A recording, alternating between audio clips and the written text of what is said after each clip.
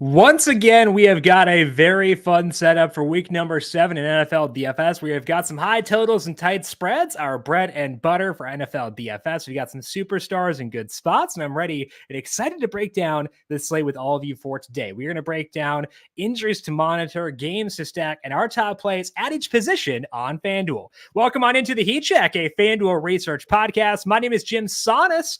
I am a managing editor for FanDuel Research, joined here as I am every Thursday by Brandon Gdula. You can find him on X at Gdula13.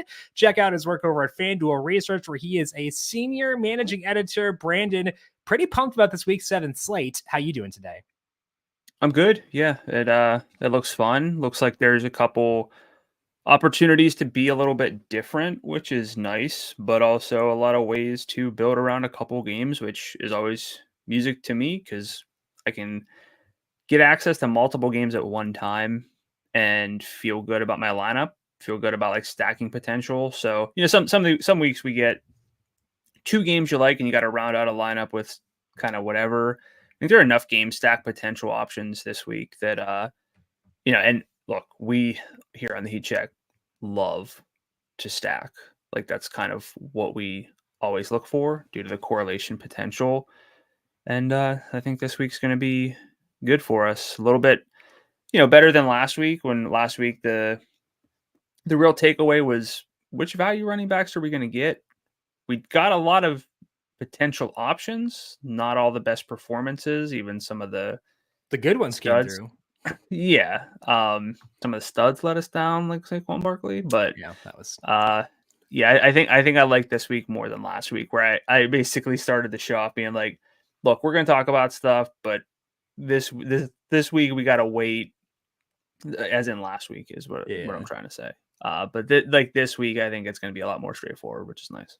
It's a fun setup. And I think that there are 3 games with totals in the 50s right now, but I actually have the second highest total for me this week is not one of those 3 games. So kind of like you said, we can be different without being dumb. And that's always a good setup for us for NFL DFS. We'll break all that down here throughout the show for today. But first, a reminder to make sure you are subscribed to the FanDuel Research Podcast feed, wherever you get your podcasts. That's where you can find this show every Thursday on Apple Podcasts and on Spotify. So if you want that show as it is posted, search for FanDuel Research Podcast, wherever you get your podcasts, hit subscribe. If you like what you hear, leave us a 5-star rating and review as well. And of course, you can also find this show live Thursday, 10 a.m. Eastern every Thursday on the now new FanDuel Football Betting YouTube page, where you can find all of our Heat Check and Covering the Spread football shows live every weekday. We appreciate those of you watching as always. Leave us a thumbs up on YouTube. We deeply appreciate it, and subscribe over there as well.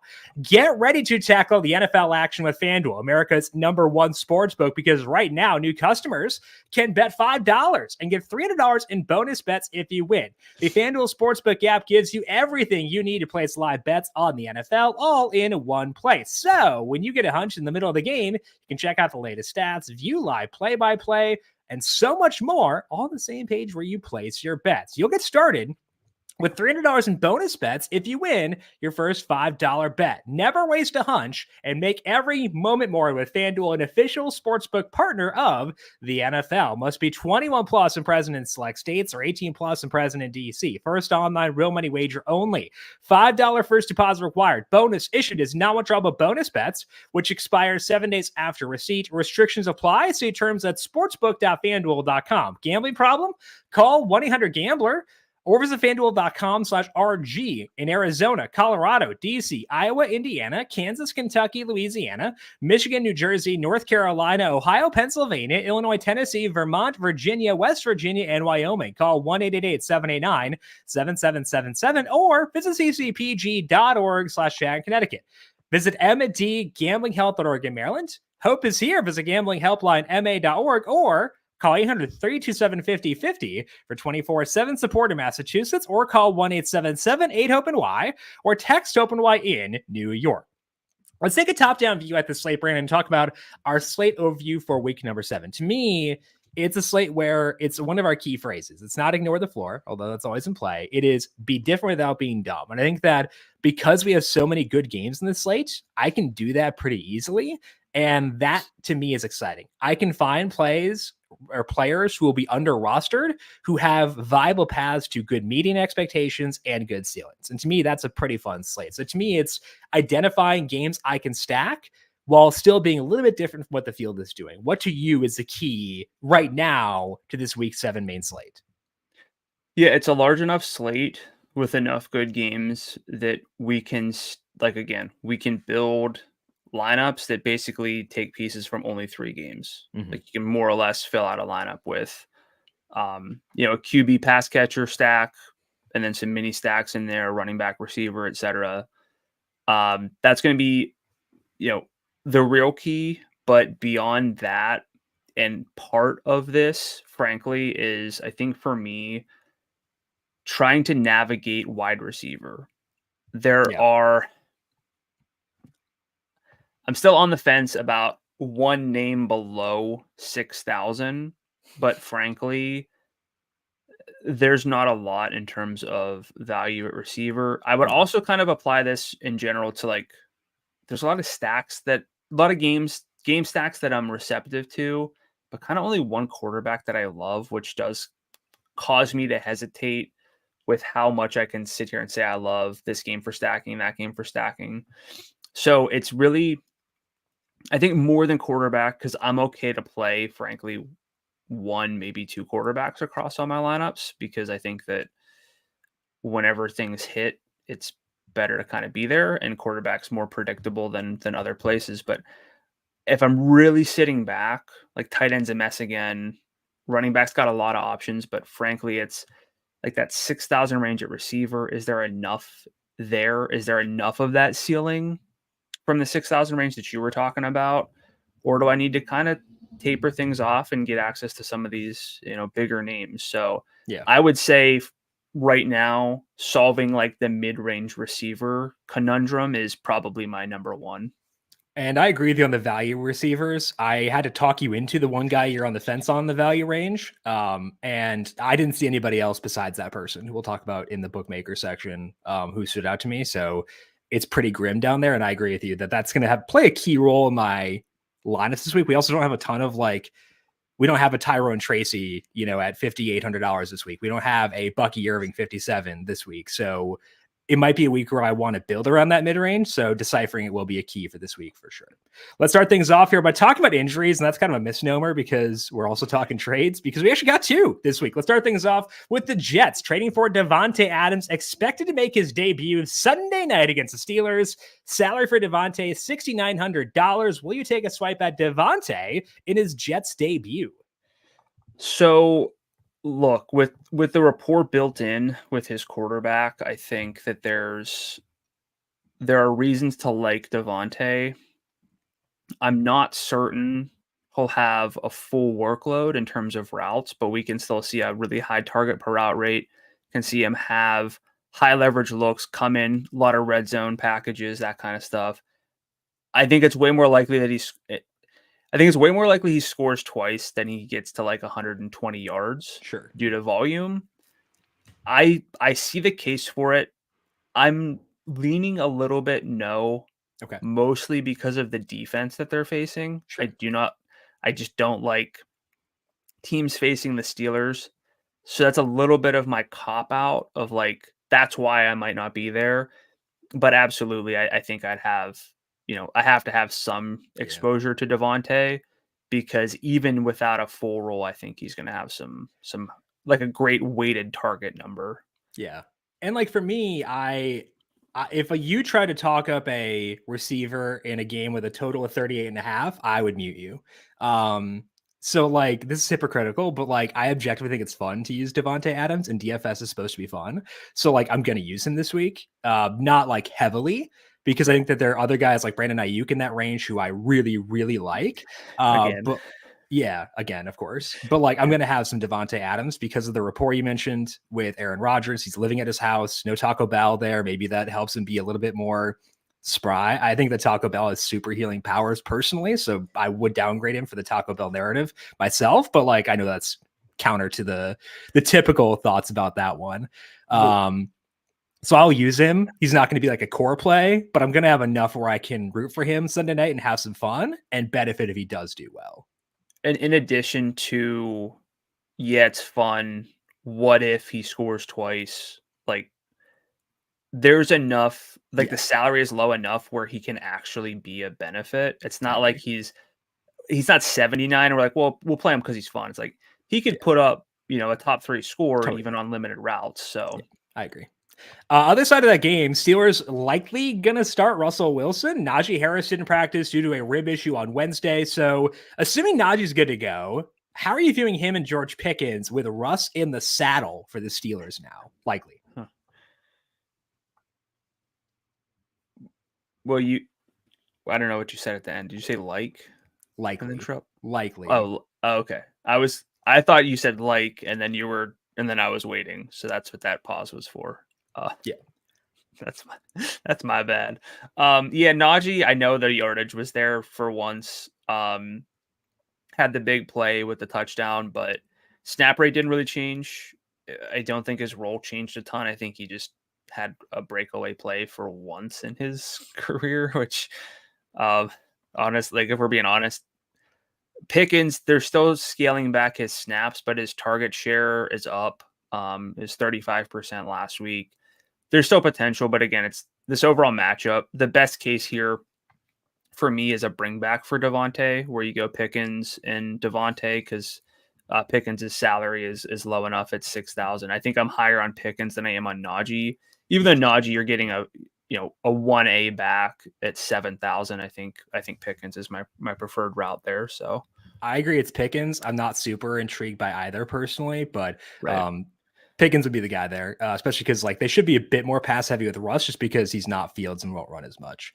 Theo on YouTube says the U.S. Grand Prix is this week. Yes, Theo. I bet Checo Perez, so I'm going to ignore that race on Sunday and just kind of see what happens. Not to win, podium and top 6, but I'm ignoring it Sunday as a result of that. But I like where your head's at, Theo. The Bills traded for Amari Cooper this week. They're facing the Titans. We have not gotten official word yet on Cooper, but salary is $6,100. Titans pretty good against the rush, could funnel more volume to the air. Will you use Amari Cooper if he is good to go this week?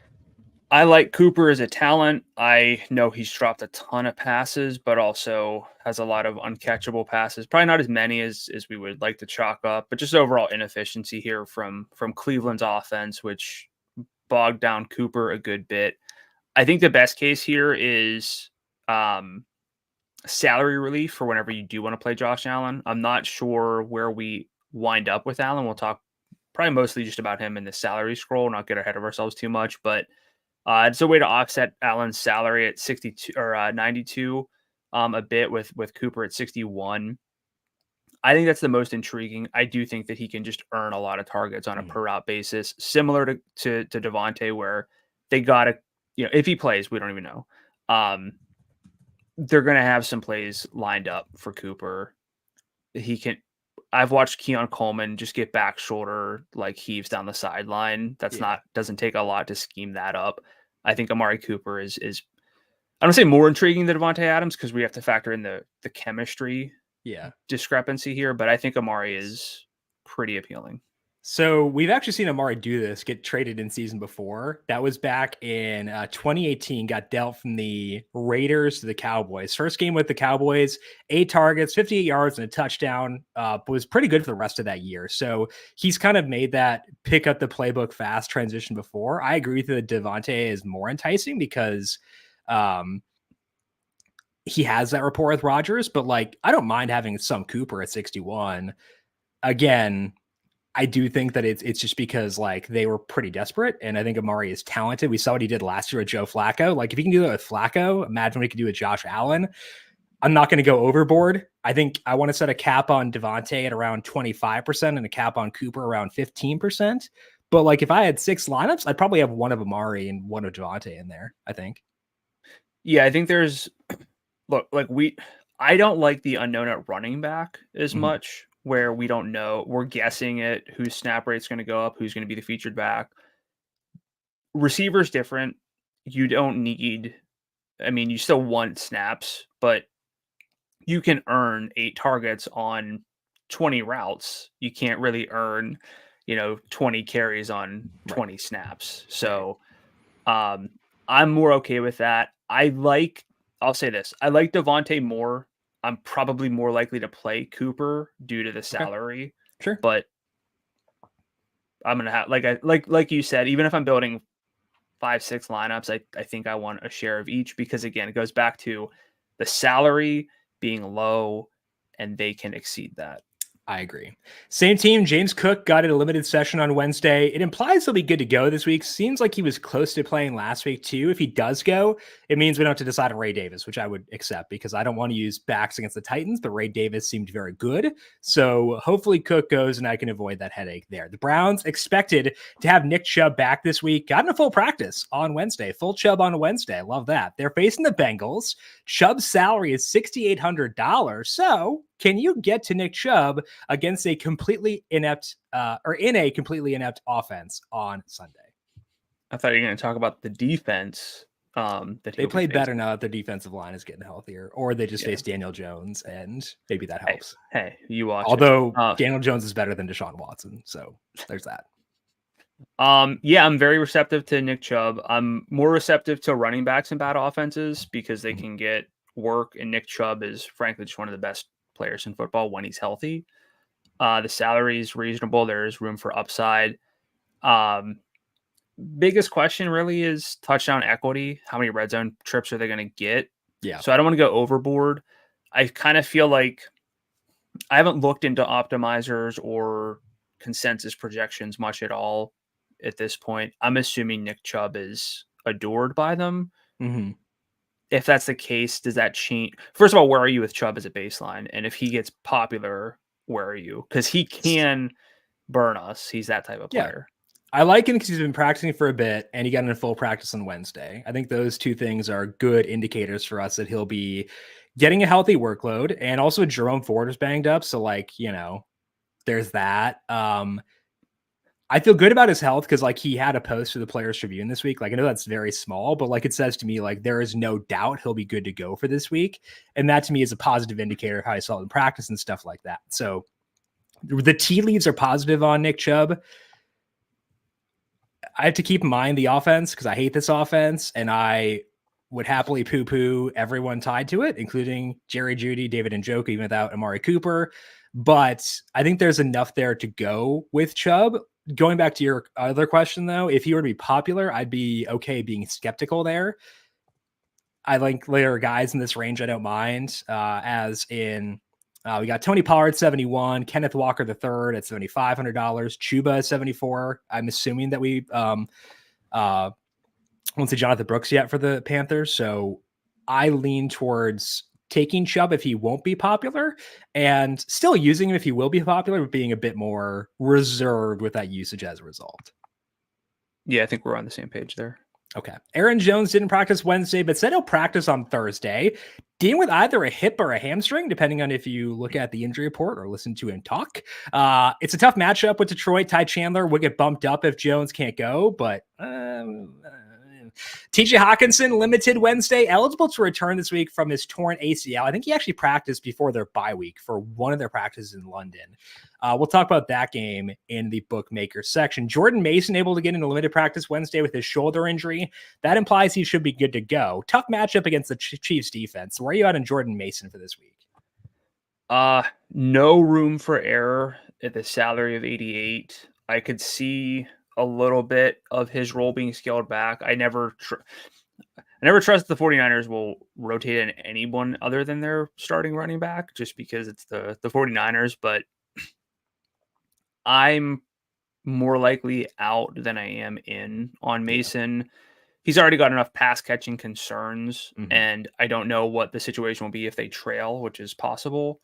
So if we're talking like that 5-6 lineup range, I'm not sure Mason does enough to make it in for me. Yeah, I agree. Salary's too high for a guy who doesn't catch passes coming off injury. Tough matchup. I will have other routes to get exposure to that game. Brian Robinson limited in practice on Wednesday, sat out last week and hadn't logged a Wednesday practice since back in week 4. So I think that's positive for him. We'll talk about the Commanders in the bookmaker section. Eagles likely to be without Dallas Goedert this week due to a hamstring injury. They're facing the Giants. So Saquon Barkley, a revenge game. How are you feeling about Saquon, AJ Brown, and Devontae Smith without Dallas Goedert this week? Well, Saquon said there's probably no hard feelings from the Giants fans Sure. at this point. So. Sure, buddy. Jennifer Lawrence stock gift. Okay. So my process is note taking and figuring out who I like, and then looking at salaries and seeing if I still like that player. I kind of got the worst of it with the Eagles, where it's obviously easy to like Saquon Barkley, AJ Brown, Devontae Smith with Dallas Goedert banged up. But Saquon, despite the disappointing game last week, his salary is still $9,000. AJ Brown, 89, and Devontae Smith, 77. So I want to be there.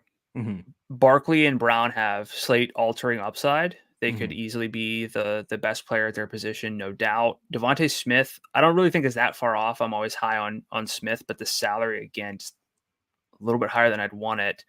Jalen Hurts has been basically one of the most, statistically speaking, consistent quarterbacks, but has not had an eruption game, despite 8 carries and 20 yards in every single matchup. Just hasn't had more than 2 passing touchdowns in a game yet. I know a lot of his season's been without AJ Brown and Devontae Smith, so like he's got that slate altering upside. So it's a lot of like that. These guys could win you the week, or they could just not really have that ceiling, and then you're kind of overpaying to roster them. So I'm really struggling with the Eagles. It'd be a lot easier if I felt better about the bring back. So where are you with this team? I like them. I kind of have the same hesitation with you, where it's like salaries are kind of high, things like that. They also don't have their left tackle, Jordan Mailata, who is amazing. Vibes are good around Mailata, and there aren't a lot of good vibes in this team. So that's kind of a bummer to not have him. I think that does downgrade them. Any Calcaterra at 51 then? Consideration. Yeah. He was earning targets when Goddard was healthy. I think that's pretty too.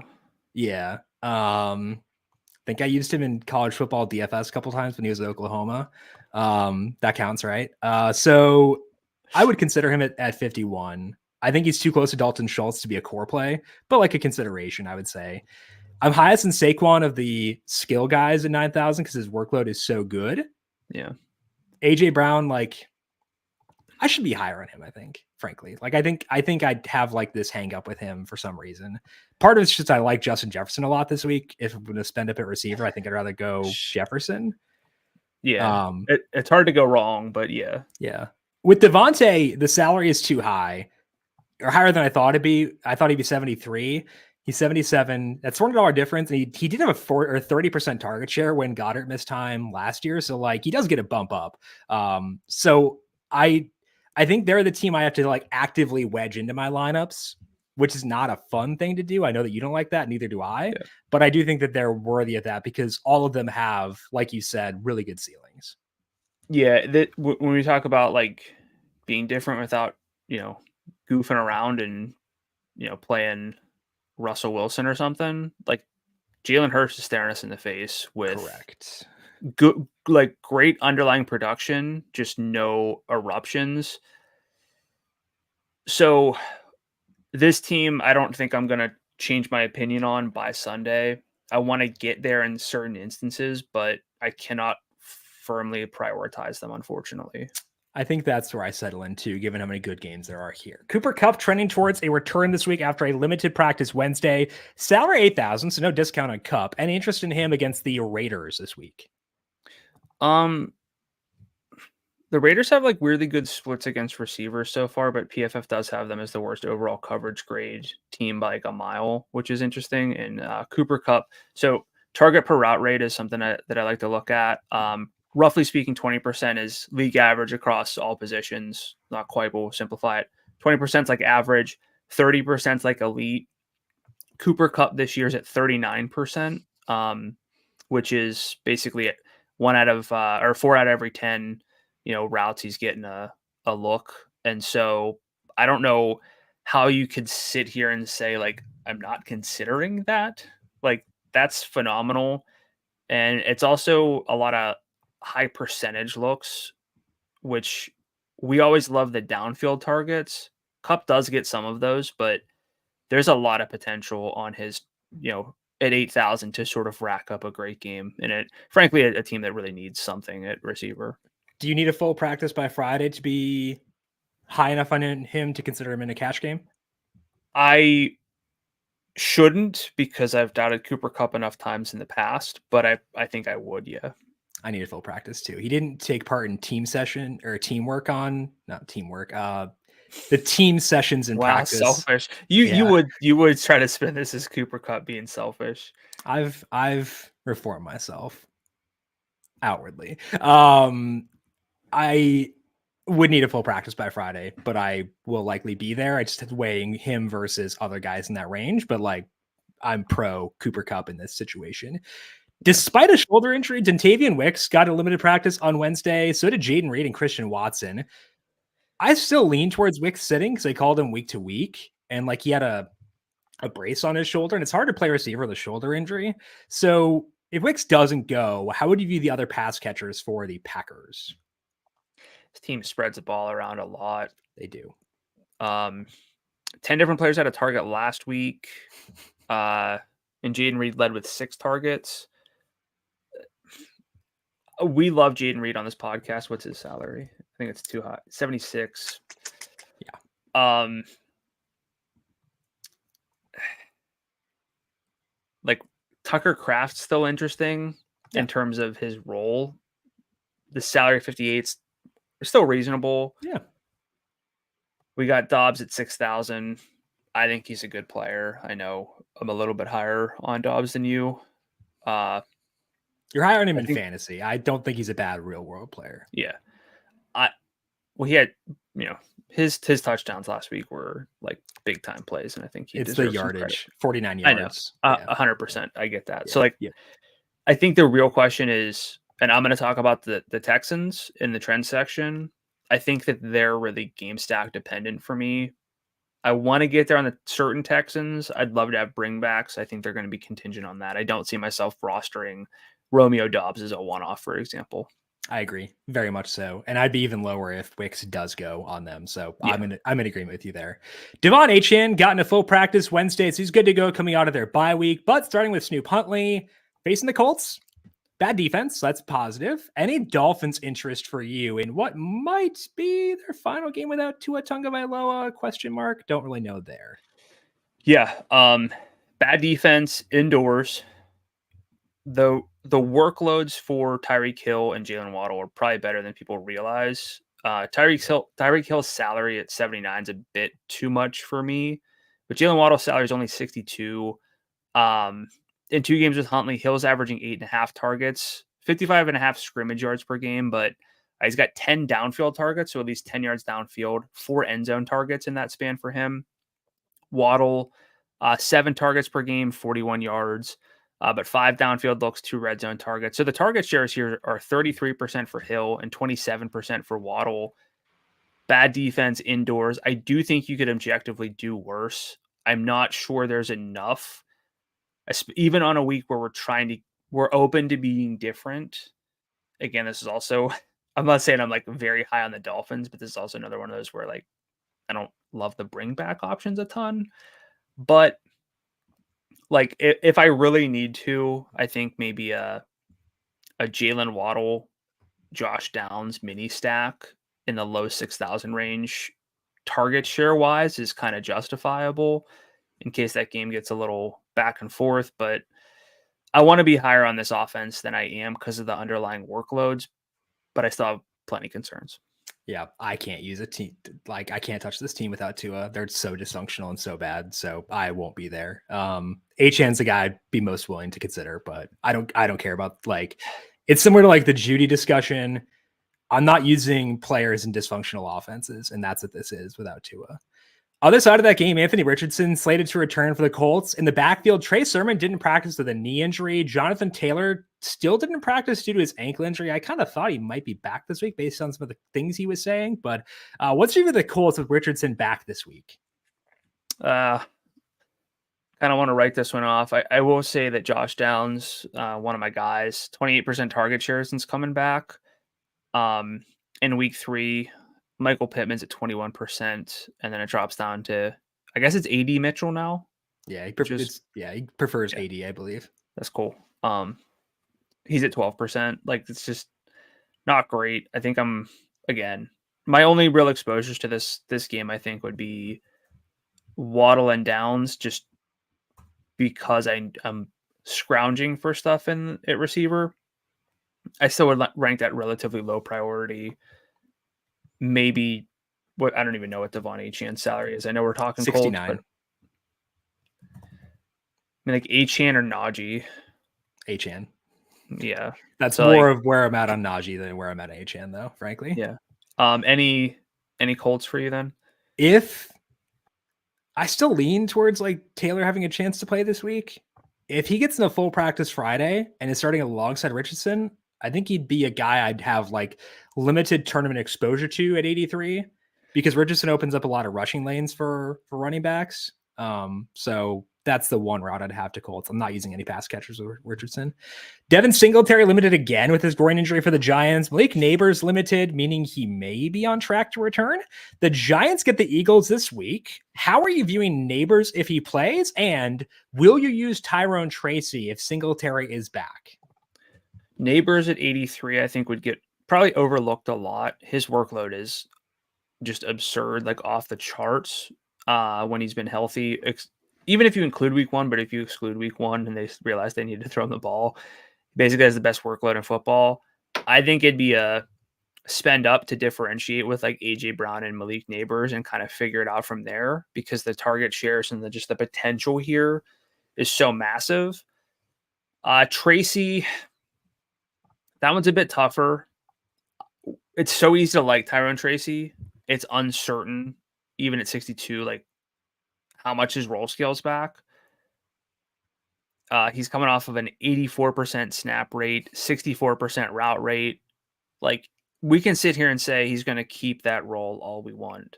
We can sit here and look at any metrics and say he's better than Devin Singletary. It doesn't matter if Devin Singletary takes back his role. And I don't know that to that extent to which this is going to shake out. So I'm probably more likely to just leave it for this week and see what happens. What about you? I think the most likely scenario for Tracy is kind of playing the Chase Brown role as what he's been playing for the Bengals, where it's like 10 carries, 3 targets per game, which is fine for a season long. Not really going to get it done for DFS necessarily. Yeah. So that's my baseline assumption. I will say though that like it is within the range of outcomes that Tracy maintains a somewhat similar role, even with Singletary being back. And so I don't mind if you want to like make that assumption and plug him into a couple of lineups if you're multi-entering. And like, you don't touch him in a cash game. That's not in there. Yeah. But like, it is within the range of outcomes. He has a legit role. And if he does for $6,200 against the Eagles, like that's pretty viable. So it requires you to make that assumption. But as we discussed a lot here throughout the years, I'm okay making assumptions as long as I have limited exposure where I can be above the field without overextending myself. So I have interest, but it's only in lineups where I assume he winds up still being the guy despite Singletary returning. Yeah. DFS and success, like particularly in tournaments, is being correct in your assumptions whenever other people are doubting it. Yeah. Tracy has enough potential with yardage and receiving to burn us if we're not there. Are you looking for like any reports that Tracy's the starting running back? If you see that, does it change things? It might make me lower because then it'll increase his roster rate, and that'd be my mass. I can't use him if he'll be popular. I can't do that. It's only if he'll be under rostered. Let me ask you this: what are the odds you think he keeps like Devin Singletary at bay and is just basically Tyrone Tracy of the last 2 weeks? Because it feels very 30%. Low. Yeah, because coaches love Singletary, but also like he's objective, like Tracy's objectively good. So coaches love Singletary, which is why it's 30%, but it's also up as high as 30% because Tyrone Tracy is good. Yeah. I'm with you here. I just, I think it's important to it's a good question to ask. Yeah. Yeah. To figure out, because it could happen, but, and look, me years ago, I'd look at the stats, say, oh, there's no way he's losing his role, this kind of stuff. It's just not how coaches think. Yeah. My hope is that we get a Jeremy Fowler report on Tyrone Tracy, but no Shefty bomb, because I trust Fowler and I trust Shefty. Like those are like two of the Pelissero, Schefter, and Fowler, like the holy trinity as far as like dudes I trust for reporting. If we get a report from one of them that and it doesn't inflate his roster rate too much, then we're talking juice. If someone else says it, then I'm probably going to actually fade him, but we'll leave that to a different. Well, that's a Slack only take. Tyjae Spears didn't practice with a hamstring injury Wednesday. Seems likely to sit out this week. Tony Pollard's salary is $7,100, but they're big underdogs against the Bills this week. So, will you get to Tony Pollard in week 7? Tony Pollard's really good. I agree. His role is good. He's got a 66% snap rate, 47% route rate, 3.8 targets per game. I'm not saying he's just fully like game script proof, but he's not that far off. Salary is reasonable. Goes back to, we haven't really talked quarterback much at all. We got Josh Allen lingering, and it was off of a short week, but looked good, at least for the first half against a good defense. I think Pollard bringbacks or even just Pollard by himself is someone I'm relatively high on. So yeah, I kind of thought you'd push back on him, but I agree with you. I think the ceiling, this honestly feels like one of those where I would point it out and you would say, there's no ceiling. I don't like the offense. He's only getting 17 FanDuel points with touchdowns. I get it. But there's running back. There's a lot of likes, not a lot of loves. There's a couple loves, but Pollard is in that conversation. I think he deserves a long look. And if you're asking me Pollard or Najee, like I'm going Pollard. Oh my gosh. Yeah, absolutely. 9-10 times out of 10, 15 times out of 10. Okay. No doubt at all. Like I'm not. Yeah. Pollard is like Pollard or Achane. Pollard. Because we've got offensive concerns for both. Pollard. I took the over in the Bills Titans game. That's part of it. I think that game's a little bit higher scoring than bookmakers expected to be. So I would go Pollard there personally. You too or no? Yeah. I think our salary scroll is going to be our best one of the year, though. There's a lot to dig into. I'm dreading it because for that exact reason, like a lot of likes, not a lot of loves. It'll be fun. But if we were just picking 3 loves at running back, a lot of context is missing. So a lot of hard time. Let's dig in now to our bookmaker section for this week and start things off with a game that features a pair of just hideous defenses. That is the Carolina Panthers and the Washington Commanders right now. FanDuel Sportsbook total in this game is 51.5. The Commanders favored by 8.5 in this one. That was 7.5 earlier on this week. Brian Robinson, full practice on Wednesday, meaning he should return from his knee injury, and a hesitation for you in stacking this game. Only hesitation is just trusting the Panthers, which is still relatively concerning, but because we have Chuba Hubbard, whose role is really good, kind of mitigates that. The quarterback that I've been dancing around alluding to is just the only one I really love is Jaden Daniels. I could see myself, if let's say I settle on 10 lineups, I could see Jaden Daniels in all of them. Sure. The path to a bad game here is pretty minimal. Not that it can't happen, but there's not a lot of routes where they get clamped down. I don't really see that occurring. I think the biggest concern here might be Brian Robinson returns and just takes the touchdowns, and Daniels has like one score, has sort of that lower end, 20-point game, something like that. But Daniels is by far my QB1. I'm into Robinson. We love Terry on this show. And, we're saying there's not a lot of value at receiver. Might there be any value receivers in this game that pique your interest? Funny you ask, because inside this game, there is a player who is at 2.3 yards per route run this year. He was at 2.0 last year. He had 100 plus yards twice last year. Like, I need 85 yards or 2 touchdowns. He achieved the 85 yards portion twice and was 83 in another, and ran around, I think, 25 out of 38 dropbacks last week. So a decent role.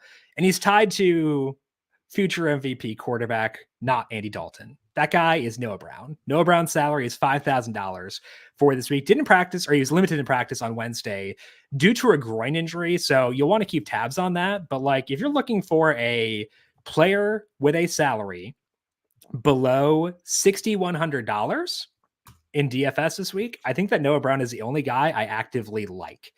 And I can get there on him because I think he's good at football. And I think he's separating as being the number 2 player in this offense.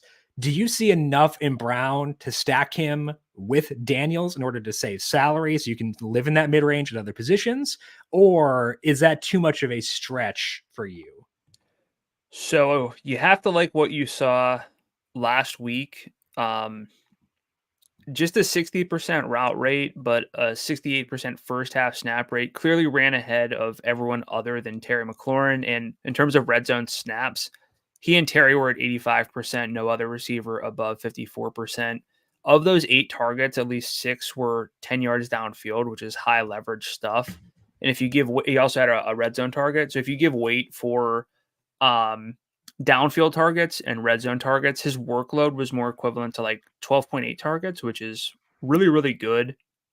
Almost a 28% weighted target share in this offense last week, tied to, of course, the quarterback that we are you on the same page with me where Yes. like Daniels is? Okay. Wholeheartedly. Yes. So just by far the QB1, probably not going to get much attention at all because he didn't erupt, hasn't scored yet, but even through 4 games and not necessarily being fully scaled up and like his role kind of improving, my model has him at, he should have scored by now, basically.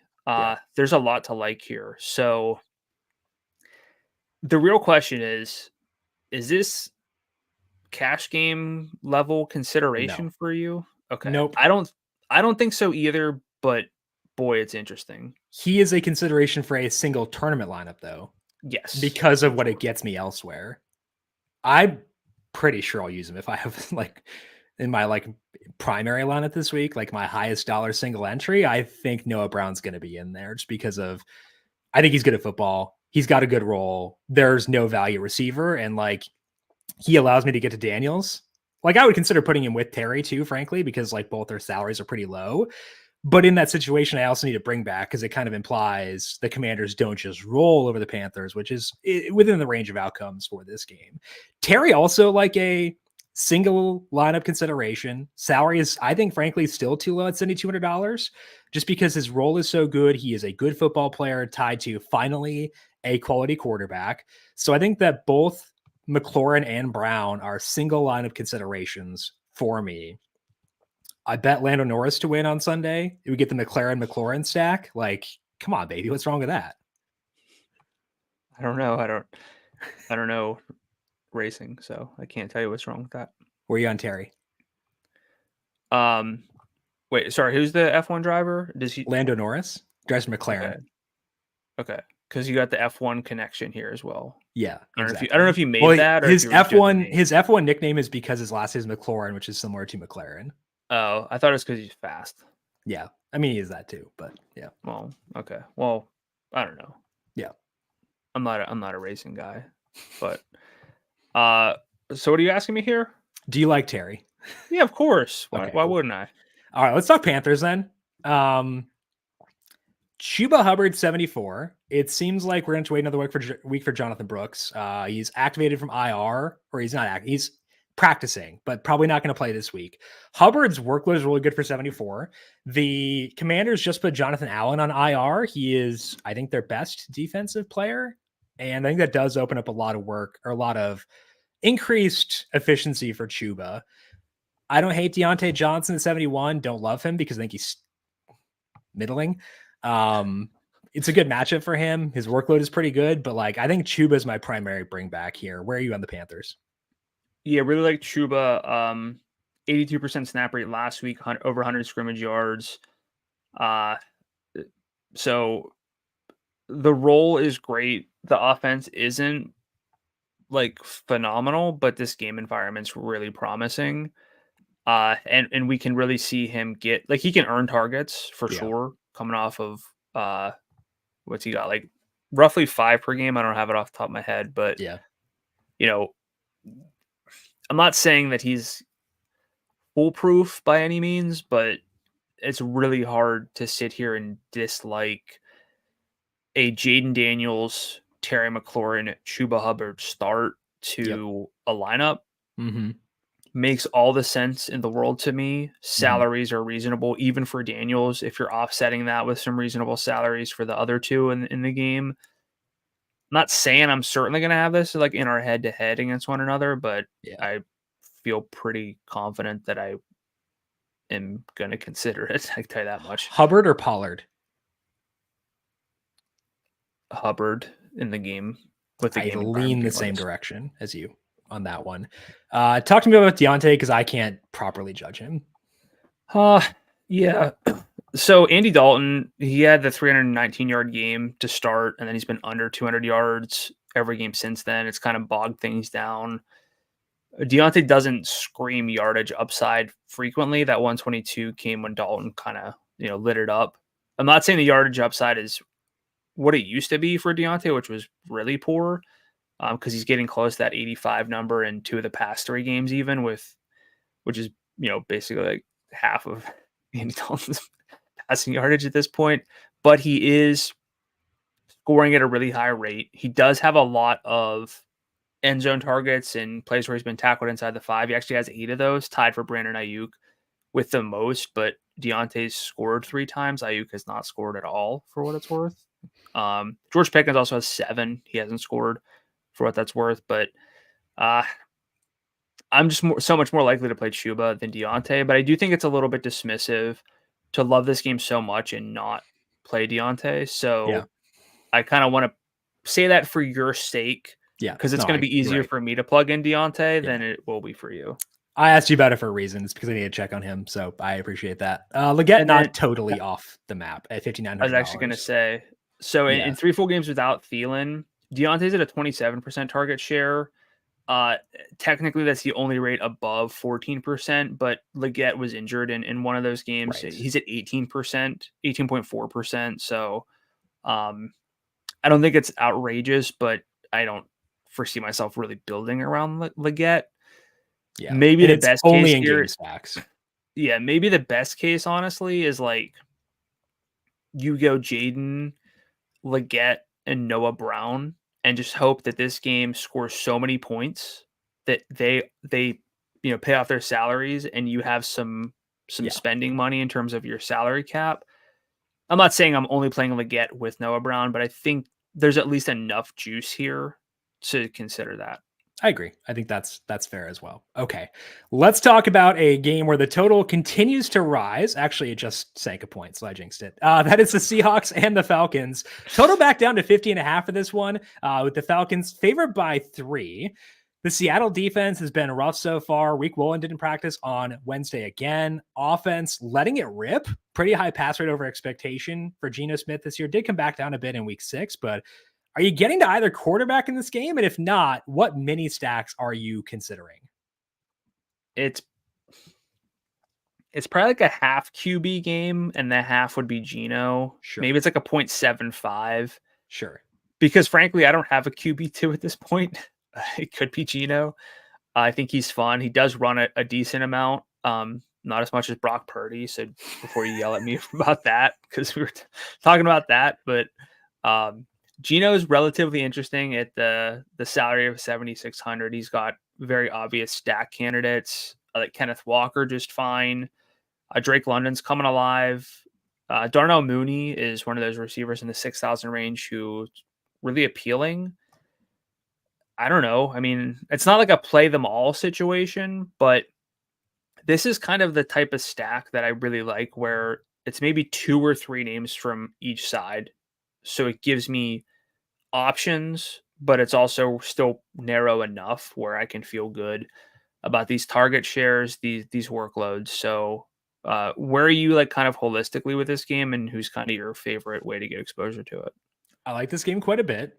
I agree with you that Geno is a pretty solid consideration at quarterback because they're throwing the ball a lot. Decently tough to run on the Falcons too, which does funnel some work there. Doesn't bother me with Kenneth Walker. Yeah, just one touchdown in game 2 for him in every single game. Yeah. Like there's positive regression due for Geno from a passing perspective, like a touchdown perspective, and it could well come here. I think that's very much possible. Those yardage totals too, like yardage predicts touchdowns pretty well. He's come short. He's come within 16 yards of the 300-yard bonus twice, and he's hit it 3 times. Yeah, so he would be on a 5 straight games with 300 if he got there. So like, there's true upside with Geno in this matchup. I think. I agree, and we know where to stack, and that's a DK Metcalf, $8,100. But also, like the bringbacks are obvious. Like I still don't mind Bijan Robinson 82. Did lose a bit more work to Tyler Algier last week. Bijan, let me check the Falcons injury report because he wasn't on it last Wednesday. Got added on Thursday after I talked about him. Got removed on Friday. I still used him and it paid off, but like Algier did get a lot of work in that game and like he keeps looking good. So Bijan limited, but due to rest, said it's not injury related. So that's still a positive. So like I'm okay with Bijan. I'm not quite as high as I was last week because Algier just keeps playing well to his credit. Yeah. And I can't use Algier 58, but I adore Drake London and I adore Darnell Mooney, and I will adore them more if Rick Woolen can't play. Their target shares in an offense that's looked pretty efficient and has been throwing the ball quite a bit recently. Phenomenal for London at 75, Mooney 63. There aren't a lot of like players I will put in my love category for this week. I would strongly consider both London and Mooney at their respective salaries. Yeah. Mooney, London, Metcalf, pretty straightforward. I think I like Walker a lot. I like Walker more at salary than I do Bijan. Mm-hmm. I want to like Jackson Smith and Jigba more. Yeah. When they throw him the ball, he's good. He got 2 end zone targets last week. They kind of forgot about him, it seemed like. Although that game itself was kind of strange. Felt like they didn't really run a lot of plays in the first half. Don't quote me on that, but that's just how it kind of felt. They had like a kickoff return for a touchdown that always mutes play volume, stuff like that. And as someone who like really needed something out of JSN for season long, I was a little extra tuned in, and it was just like, oh, when you get him creative targets, and I think he was actually tackled inside the 5 on a screen or close to it, and had the 2 end zone targets. I'm not saying he's a phenomenal play, but I think he's at least worth considering. I was talking about like the Jalen Waddle, Josh Downs, low 6,000 stack. I would be way more receptive to Darnell Mooney and JSN if that's the kind of thing I'm trying to do. And frankly, I mini stack receivers like this all the time. So he's not off the table. I think I had to like take the name out of it because you have like the memories of JSN last year was ADOT was like -7 yards. But this year, like if you told me there's a guy in a game with a high total tight spread indoors, Justin Simmons didn't practice on Wednesday for the Falcons. He's a difference maker at safety. If you told me there's a guy with a 20% overall target share, a 26% deep target share, and a 27% red zone target share, I'd say like, yeah, I'd use that guy. And that's what JSN has so far this year. So the deep shots have not connected for Smith and Jigba and Geno yet. I think they can because Geno's a good quarterback. So I am higher on him now than I was 10 minutes ago is what I would say. Yeah. He's caught 5 of 13 targets, at least 10 yards downfield, for a brutal catch rate. But also, according to Next Gen Stats, 37.7 yards under expectation on those downfield targets. Woof. Metcalf's like exactly 0, and Tyler Lockett's at 59 in the positive sense. So I don't think it's just JSN. I think JSN's good at football. Yeah, I do too. So I think it's just kind of regression coming his way. Yeah. And there, like, the problem here is there have been games where he's been like, oh, he's overtaken Tyler Lockett, he's the guy. And then it goes back to like, oh, they still want to throw the ball to Tyler Lockett, who ever since you noticed falls down after he catches it. That's all I can notice. It bugs me so much. But again, JSN's not single lineup, main lineup consideration, but a way to stack this game that I think I have to be receptive to. Yeah, I agree. I do want to talk about Kenneth Walker. $7,500. We talked about him a bit here, but I kind of want to spotlight him a bit because this pass catching role is bananas. He has in his full games 3, 5, 8, and 8 targets. He has had 30 plus receiving yards in every game since he returned. He's had a lot of tough matchups, and Atlanta's not the easiest team to run the football on, as I alluded to, but I don't think that matters, frankly, with him because he's getting so much work in the passing game. Like, his workload is dumb, and he's $7,500 in a game that I love. Like, I know he hasn't like blown up outside of that Detroit game, but I kind of want to just like load up on him this week. He's got 19 catches in his last 3 games. He had 19 catches in his college career. That's insane. He was like, I like that you knew that stat or were like able to like conjure that up very fast. I'm proud of you. That's good. Well, I looked it up because I know the big thing with Walker was like, oh, he can't catch passes. And look, college scouting, box score scouting is not perfect, but I'm glad to see his involvement be what it is. Walker at 75, close to, I think he would be in consideration for like a love for me in our traditional sense. Yeah. So that's speaking pretty highly in a week where I've got some concerns at running back kind of across the board, but Walker's leaning, he's like riding the fence between a love and a like for me. Really like him. I think that people are not going to notice how good his role is because he hasn't like gone nuts recently, but like that passing game work is phenomenal.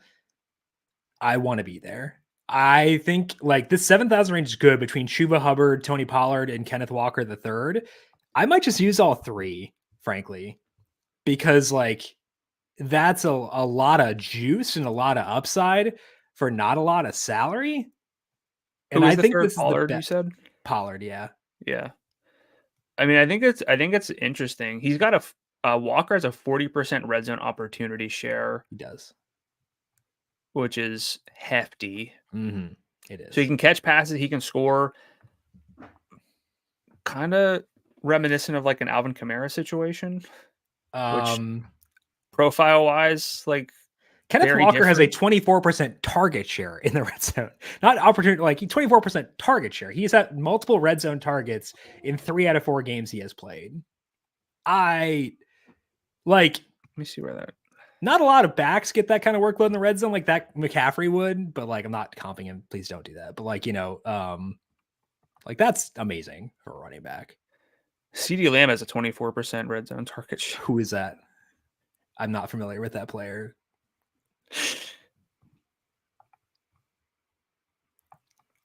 I think Ken is a single lineup consideration potential. I'm gonna bump up Walker to a love. I love it. All right.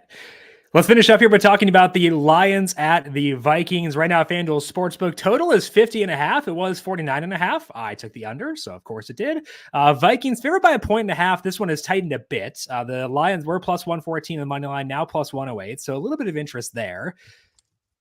Good defense for the Vikings, coming off a bye. Facing the Lions, just lost Aiden Hutchinson. We can sometimes be a bit hesitant on stacking Lions games because their salaries are very high.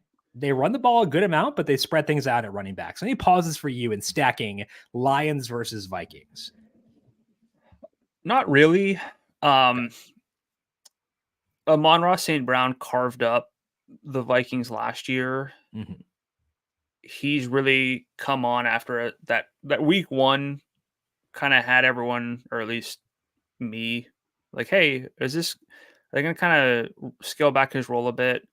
Hasn't been the case. There's also some bulletin board material from George Pickens against Amon-Ra St. Brown that I've seen. Hey, what did Pickens say about Amon-Ra? That's weird. Let me get it right because I don't want to. Basically, I'll confirm if this is correct, but the graphic I saw was that Amon-Ra St. Brown just plays in the slot and gets like targets schemed his way. Gets targets schemed his way because he's good. Shut up, George. Come on. Well, again, I saw it on Reddit as a graphic. I'm assuming it was legitimate. I want to make sure I get it correct. So we'll circle back and I'll confirm. But there's some of that going on potentially. Yeah, I'm seeing a bunch of headlines now. Slot merchants get fed the ball. At least he didn't call him Slant Boy. You can't come back from that one. slot merchant, great. Well, do we have yardage concern upsides for Amon-Ra? Yeah. Lessened because in a couple of these games where he didn't have yardage upside, they were just pasting the other team. I don't think that'll happen here. So like that's a positive. The Vikings play a lot of zone defense behind their blitzes, and I think that Amon-Ra, if you look at like the splits of man versus zone, probably gonna be a guy who like feasts against zone defenses. So I think he's fine, but like, yeah, there is some yardage upside concerns, and he's $8,800. Like, I know yards per game is a flawed stat, but he's a 57.8 for $8,800. We've got a lot of like studs I want to use this week, and like not a lot of value plays. So that's my hesitation there. I like him as a player, but like that's kind of my issue with like the Lions in general is like they're always kind of they're salaried towards their ceiling, I think. Yeah, they're kind of like the Eagles in that sense to me, where I see the path to upside, but there are a lot of mouths to feed. Even if they score 35, 40 points, at that rate, maybe everyone kind of gets a piece, but too often it's like, okay, well, this is David Montgomery's game to get 2 touchdowns. Although David Montgomery's his I know we're going to talk about floor, but I'm talking his actual floor output has been really high. He's had at least, I think, 14.8 points in every game. Never going to consider using him because I don't think he can get 30. I agree. Jahmyr Gibbs loses out on his ceiling because of that. Amon-Ra has, I'll say he has 20 target potential. Yeah. Like, we know that. And again, he carved up the Vikings last year, which is something to keep in mind. It's another week to love the Lions, but who are we really building around?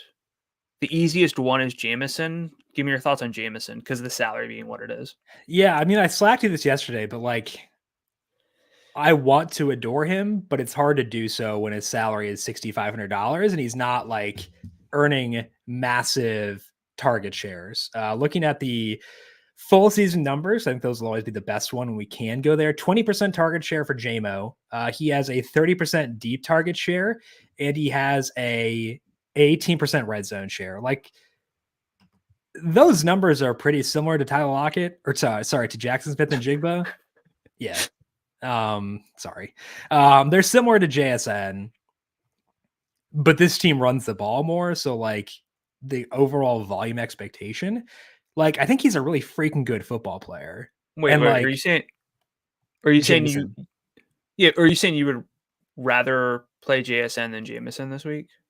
This week specifically, I might. Is that bad?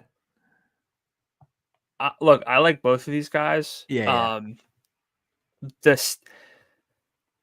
Again, there's no such thing as it only takes one, because Jameson had basically one, the past 2 weeks, and he's gotten to like 15, 16 FanDuel points. Yeah. It's fine. No one's going to turn down, 15 or 16 from like the mid 6,000 salary tier. Not going to necessarily be enough to like take you to first place. The question becomes, is this game competitive? How much do they throw? How much are they able to run the ball? I'm not saying Jameson's game stacks only, but he probably should be for me. Whereas I think I could talk myself into JSN a little more easily, even though he's got, Yeah. So I don't know. He's got his own concerns, but it bums me out because I love Jameson Williams, but like the salary got a little bit high. It's a very tough defense. I don't think it's a stylistic fit, so I might take a 1 week reprieve and buy back into him in a better spot. Let's talk about the Vikings side of things here, because I think that they're easier, at least for me, to love. Justin Jefferson, $9,400. Jordan Addison's is $63. That's also a pretty good salary. So like I like the low 7,000 range at running back, like the low 6,000 range at receiver. In the 3 games that Addison has played, he has a 21% target share and 36% of the deep work. pretty good matchup here with the Lions. Pass defense gets a bit weaker without Hutchinson. So personally, I'm on board with both Addison and Jefferson. Where do you sit on those two guys after considering salary, game environment, etc.? I really want to find ways to get to Justin Jefferson. I think he's an interesting flex. Like, not that I would use him in a flex, but it's like him, Justin Jefferson versus the highest salaried running backs, I think is an interesting conversation. The yardage, I would use Jefferson over Kyron, who is 86. That's a gap, but like it's close enough. I like Jefferson more than Kyron Williams, like him more than Jordan Mason, and he is on par with Saquon Barkley, which for me is saying a lot because I do like Saquon quite a bit. I still think, and maybe this is just the horrors of CeeDee Lamb last week, that I would want to lean Saquon versus a receiver, but Justin Jefferson has had at least a 26.1% target share in every single game this season. That I like that metric, like week to week consistency, just to sort of see, okay, target numbers, they'll fluctuate based on how the game goes. But are there games where someone's just not involved? Yeah. Are there, like, that's not the case for Justin Jefferson. 26.1% in every game. And he is at, let's see here, 34% for the season. 26.1 every game. So Terry McLaurin has a 26.1% target share. Like, his basically worst single game target share would rank like 19th among receivers this year. The potential for Jefferson to be, again, we don't say highest, like not floor, but he's got a floor built in. He's not boom or bust. He doesn't have CeeDee Lamb, he's going to get more targets eventually. Like, he's already getting targets. He's scoring. He's very good. The rapport is there. He might be the hardest player for me this week because there's not enough value to get. Like, it's hard to load up on receiver value. We don't have the multiple running. Like, if we had the running backs of last week on this slate, I'd be like, yeah, I'm playing Justin Jefferson in a ton of lineups. Yeah. It comes down more to like, yeah, you're struggling here a little bit. I am. Yeah. I can make it work to get, like, part of the thought process in using Noah Brown is so I can get to Justin Jefferson. You can build a lineup because I could put Juju in this or JSN. Or get that stack with Tony Pollard. I have Pollard in there. Get that stack. Oh, you mean Amari? Okay. Yeah, I gotcha. Yeah. You can, like, part of the thought process in using Noah Brown is so you can not hate yourself at running back and get to Jefferson with a guy like Jaden Daniels. Like, I think that build is very fun. So, like, I will say that Jefferson influences the gravitational pull that Noah Brown has on me. But if you don't use Noah Brown in that lineup, I got to spend down somewhere, potentially like quarterback, like getting off of Daniels for like a Brock Purdy, Geno Smith kind of guy, something like that. And like a Geno, Darnell Mooney, JSN game stack, that's pretty affordable. So like you could do that too. Yeah. But there's not a lot of ways at running back. Correct. That we're excited to go down to. I can justify some guys, but that's about it. Well, in this game, there could be a running back that we could turn to if Aaron Jones is out. Talk to me about Ty Chandler. You do it. I don't want to do it. I was kind of hoping you'd have takes. You always have strong takes on. All right. On I have takes. My takes are that I don't like using running backs against the Lions. They were very good against running backs last year. And then they added some good interior guys this year and have become very good there as well. So like we kind of saw this last year where Chandler faced the Lions in like a higher usage situation. It didn't really come through. Salary is not in the 5,000 range. So I don't think I think his odds of burning me for not using him are not super, super high. I agree. Dreadful rushing success rate and EPA numbers in an elevated role mid-game last time out, not last week, but week 5. Ended up with a 61% snap rate, ran 16 routes, earned just 2 targets, but that was a 43% route rate. So there's a little bit of that protection, but I'm with you. I just don't know that he's going to torch us. So I was trying, but again, it goes back to it's going to be hard to play Justin Jefferson unless you're spending down at quarterback. Yeah. Because we don't have anyone really below 7, but below like the Pollard tier. Mm-hmm. So yeah, I don't know. I want to get there, but I feel like I'm going to be underweight, not by design, but out of necessity. Will you use either quarterback this week? I'm getting a little bit higher on Jared Goff than I was, but 78 is kind of against this defense. That's like, I know he did really well against the Vikings last year, but also like Brian Flores has his dudes in there now. So I think they're kind of a different beast than what they were. So I can't give me get Gino there. instead. Yeah. Right? Yeah, totally. What about Purdy? Because I know I'm higher in Purdy than you are. Purdy or Goff? Come back to me for this scroll. All right. Any Darnold. He's going to pop up in optimizers this week. I can just tell you that right now. I do think he's kind of fun. But give me Gino. Purdy over Darnold. Yes, I agree with both those. Okay, let's take a look at our our trend section for this week. We're talking about a couple offenses missing key skill players. And let's begin things on your trend. Talking about the Houston Texans. No Nico Collins last week, and hey, they funneled some work to their good players. Shocker. And they put up 41 points. It's good to throw the ball to your good players, and the Texans did exactly that. So what did you see with the Texans in their first game with no Nico Collins?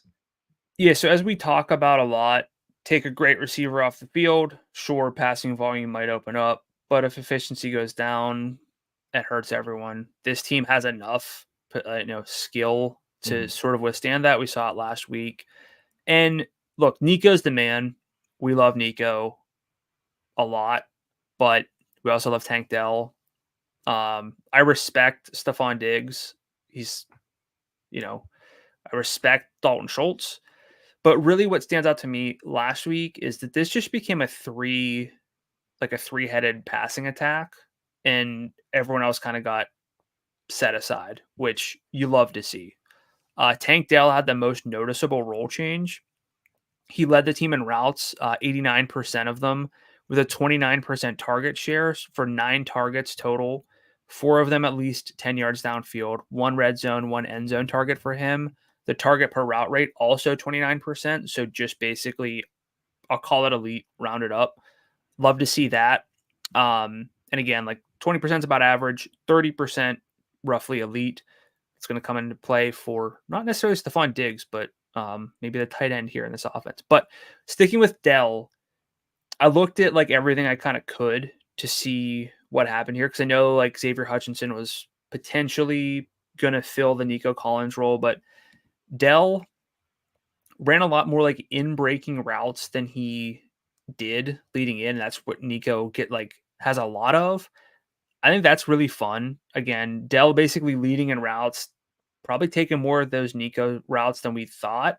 I think that's fun. Didn't get a carry, Tank Dell, but so he's still got like those short targets. He's got downfield targets. I think he's really fun, and the salary is not too high for him this week. Dalton Schultz, though, 29% target per route rate, which again, like elite for a receiver. He's a tight end. Salary's low. 8 targets on 28 routes, just 27 yards. 2 of those were downfield. ADOT was 7.7 yards. I'm okay with that for sure. Stephon Diggs was 3rd in routes. He was at 77%. 7 targets for 77 yards. 23% target share is what that worked out to. The salary's just high at 86. A lot of that has to do, I don't know, man. That's just my eyes fell out when I saw that number.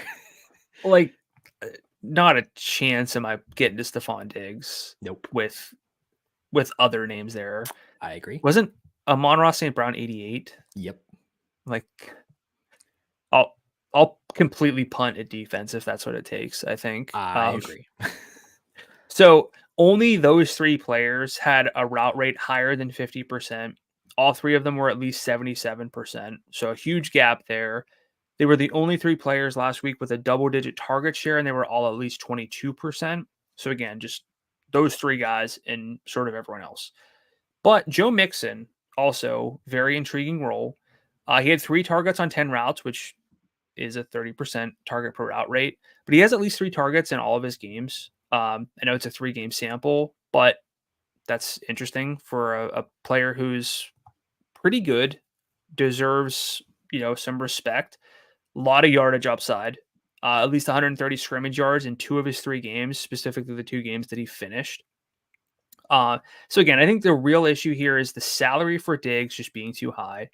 But Tank Dell at 7,000, I think he's very close to a Love main lineup consideration at that salary with the role that he had. Schultz, I understand the ceiling might still be a little bit low, but it's hard. Tight end's bad this week, or it's at least not great. I'll say that. Yeah. So he's appealing at 52.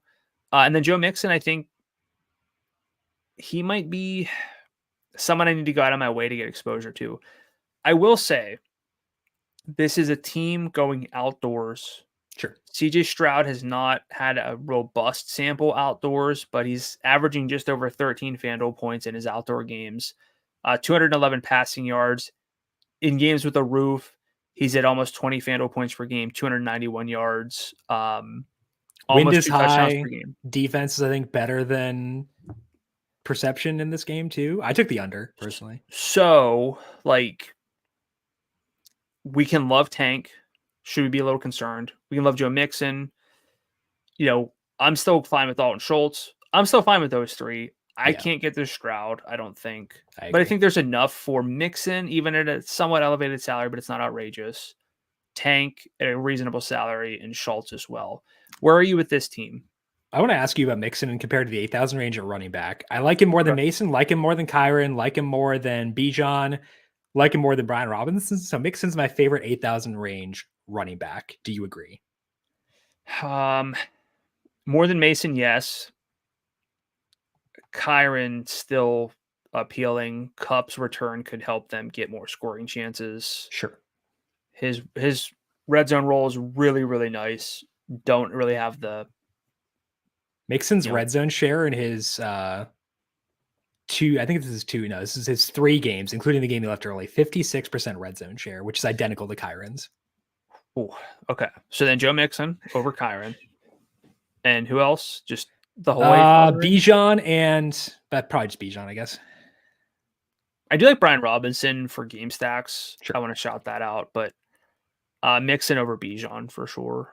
I agree. I like Mixon a lot. And I do like Tank at 7,000. I like Schultz 52. I will not get to Diggs. So sounds like we're pretty much in lockstep on the Texans, which I think is pretty comforting for this week. I think the best thing here is seeing that Tank's role changed. Yes. And his role still doesn't have the burst he had last year, which is kind of it. I mean, he got shot in the offseason. It makes sense. But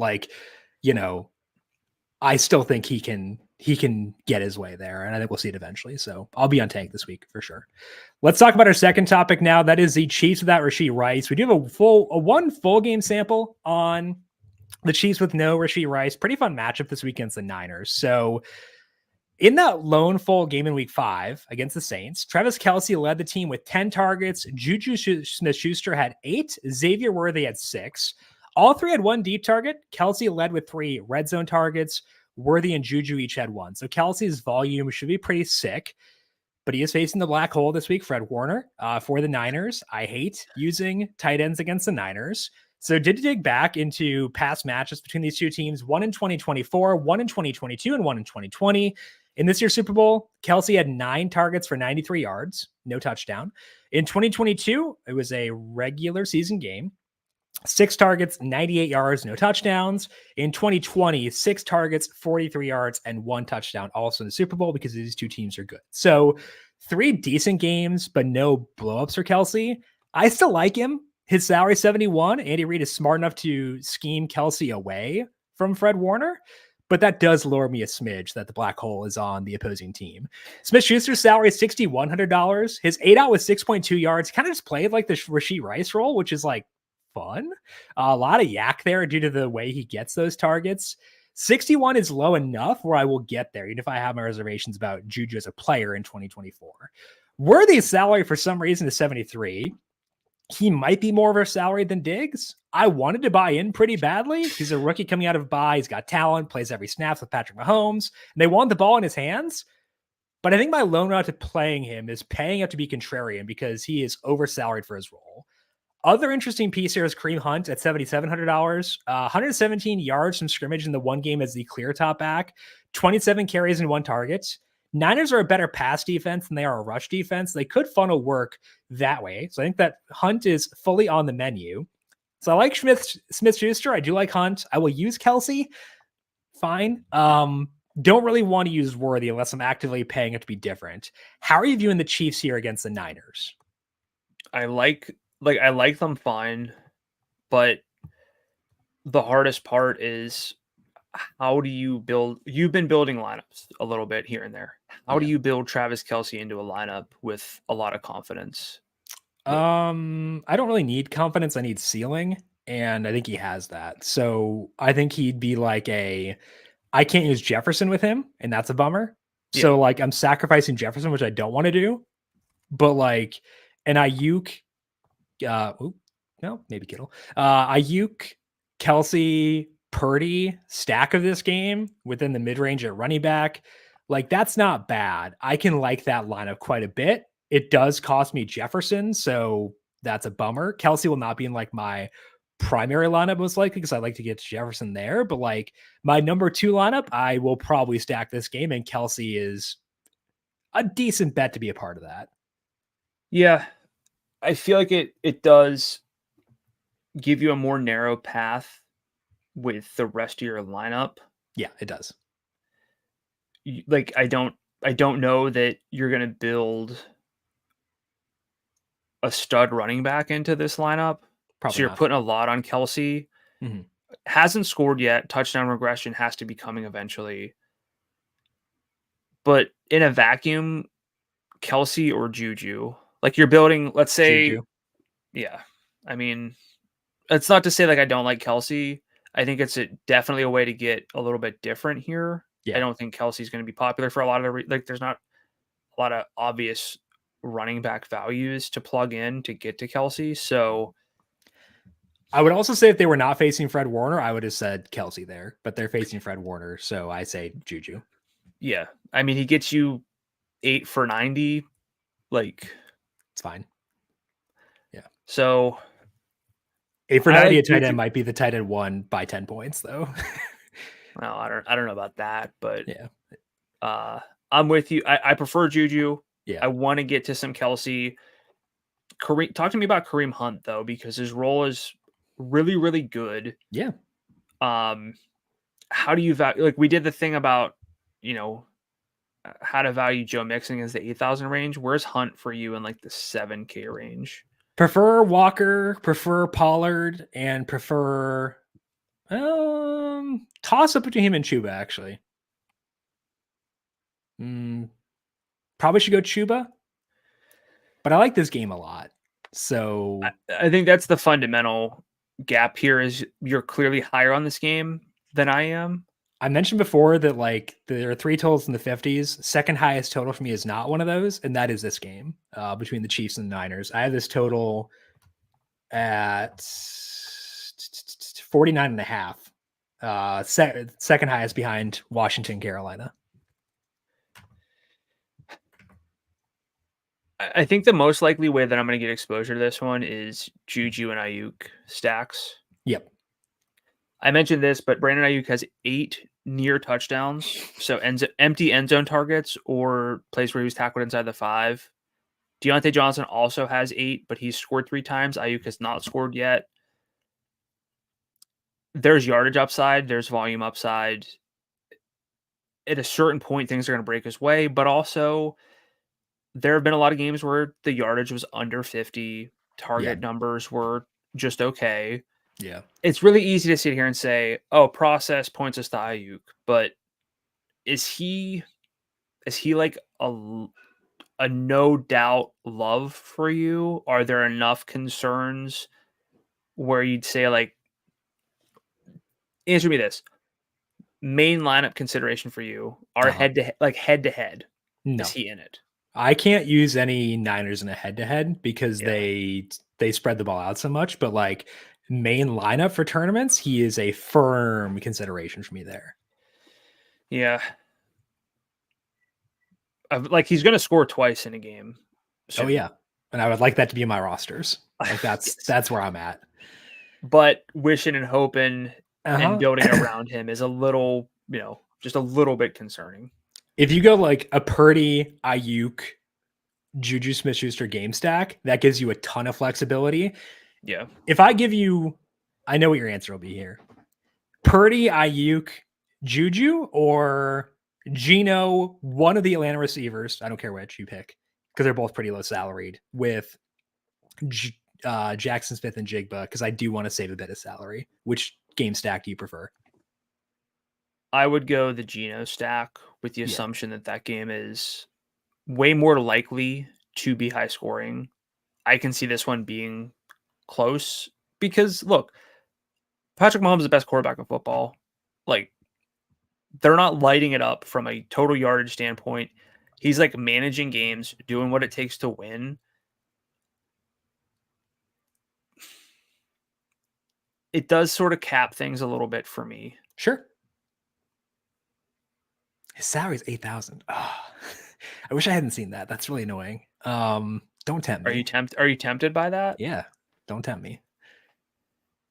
Oh, I hate that I saw that. I really wish I hadn't. Like I don't want to be tempted, to be clear. I don't want to because like the yardage things you mentioned, valid. The concerns around this game, valid. Everything you said, fair and correct. But it's also Patrick bleeping Mahomes at $8,000 in a game that with the second highest total on the slate. We do this a lot with like Lamar at this point. Do you think this is a game where like Mahomes is running for first downs, running on the goal line? They really want to win this thing, and we get like a more vintage Mahomes game.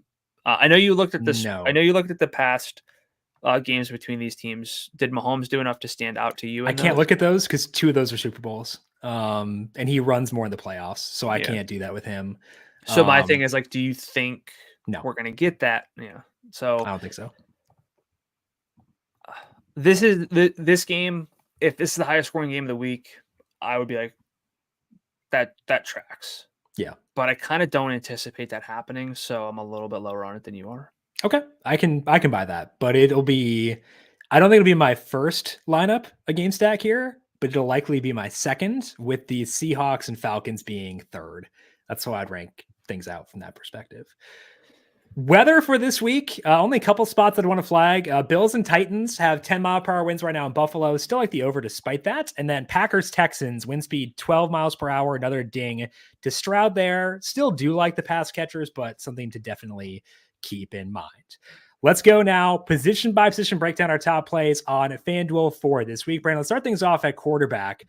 When you open up the salaries on FanDuel for this week at quarterback, what stands out to you? Who wind up being the players you gravitate towards after having talked through the slate? Jaden Daniels is still the QB1 by a wide margin, and I don't think it's close for various reasons, but he's running the ball, gets a great matchup. He's at home, coming off of, frankly, a great showing against a tough defense on the road. I don't think you could talk me out of Jaden Daniels. The question becomes, okay, if Daniels gets 28, is that enough for us? Can someone else get us 28? Basically, what are the odds Jaden Daniels against the Panthers at home goes for 36? Then things start to get like, okay, you kind of needed Jaden Daniels. It doesn't matter to me if Geno Smith gets 23. There's a salary gap. If Jaden Daniels like gets close to 40 because he runs for 2 scores and just you need that. Yeah. So where are you with Daniels in terms of, it's easy to say he's our QB1. Yeah. But we looked at Kelsey. We looked at Justin Jefferson. We talked around Saquon Barkley. How willing are you to bump off of Jaden Daniels to get to those types of players?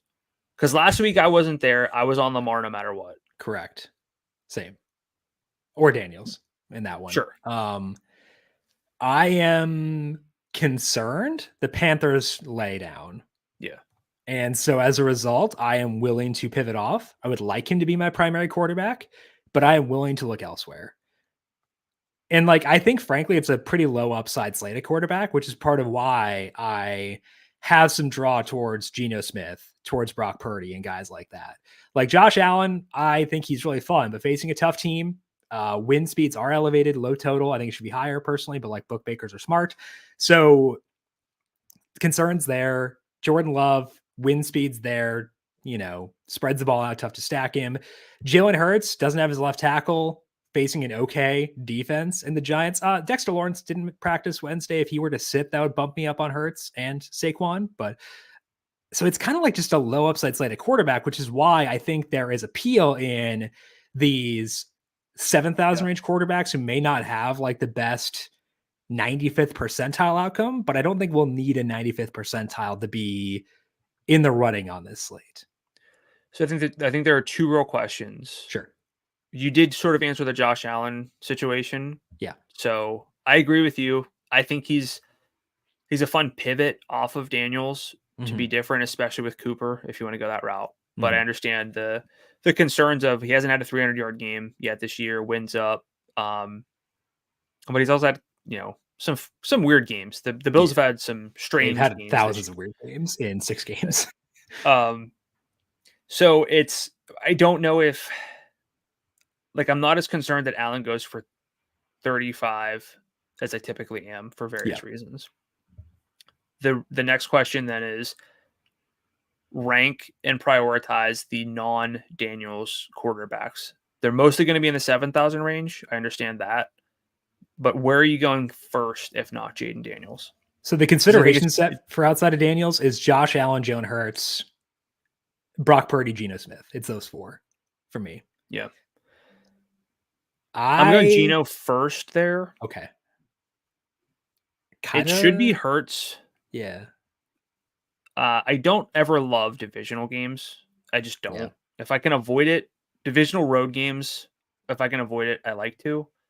Whether that is sound or not, I mean, I've done enough research into it where I feel comfortable if I'm a little bit shaky to move away. But Hurts, you're really only stacking with like Grant Calcaterra, which I'm probably not in love with. I don't know if you're building around Jalen Hurts and even Devontae Smith to save salary from AJ Brown, you're kind of handcuffed with what else you can do. Yeah. And I don't know if I love it that much. Yeah. So that's kind of where I'm with Hurts. So for me, Geno is number 2. You got to sell me on Purdy again here, which is becoming a sort of a weekly thing. Yeah, they've had weird games, as you are aware, but he's running more, and I find that pretty intriguing. Averaging more than 4 rush attempts per game. He's had some yardage juice, 41 rushing yards here, 33 in another. No rushing touchdowns as of yet, but I think that's very much within his range of outcomes. He is creating. He is facing the team that defeated him in the Super Bowl last year. So a little revenge game here for Brock Purdy. And I think that the yardage upside is there in the right setup, which this could wind up being that. No L'Jarius Sneed for the Chiefs. I think that's important to keep in mind. Like, their defense has been good, but they've actually been better against the rush than they have against the pass. So I think there is a path to 28, 30 points for Brock Purdy, and that might be enough on this slate. I think that path exists for Geno too, but I think it's there for Purdy as well. The other name we have not really discussed is playing opposite Geno Smith. He's playing indoors at home. I thought about asking about him during the bookmaker section, frankly. With two very obvious stat candidates and a low salary coming off of like 509 yards. And I know last week was kind of just, the Panthers can ruin a lot of stuff in various ways. But I believe Kirk Cousins has the highest over-under for his passing yards on FanDuel Sportsbook so far as of Thursday morning. He's not going to run, but is there enough here? I wouldn't be here if we didn't have like the concentrated targets and really liking his pass catchers. Yeah.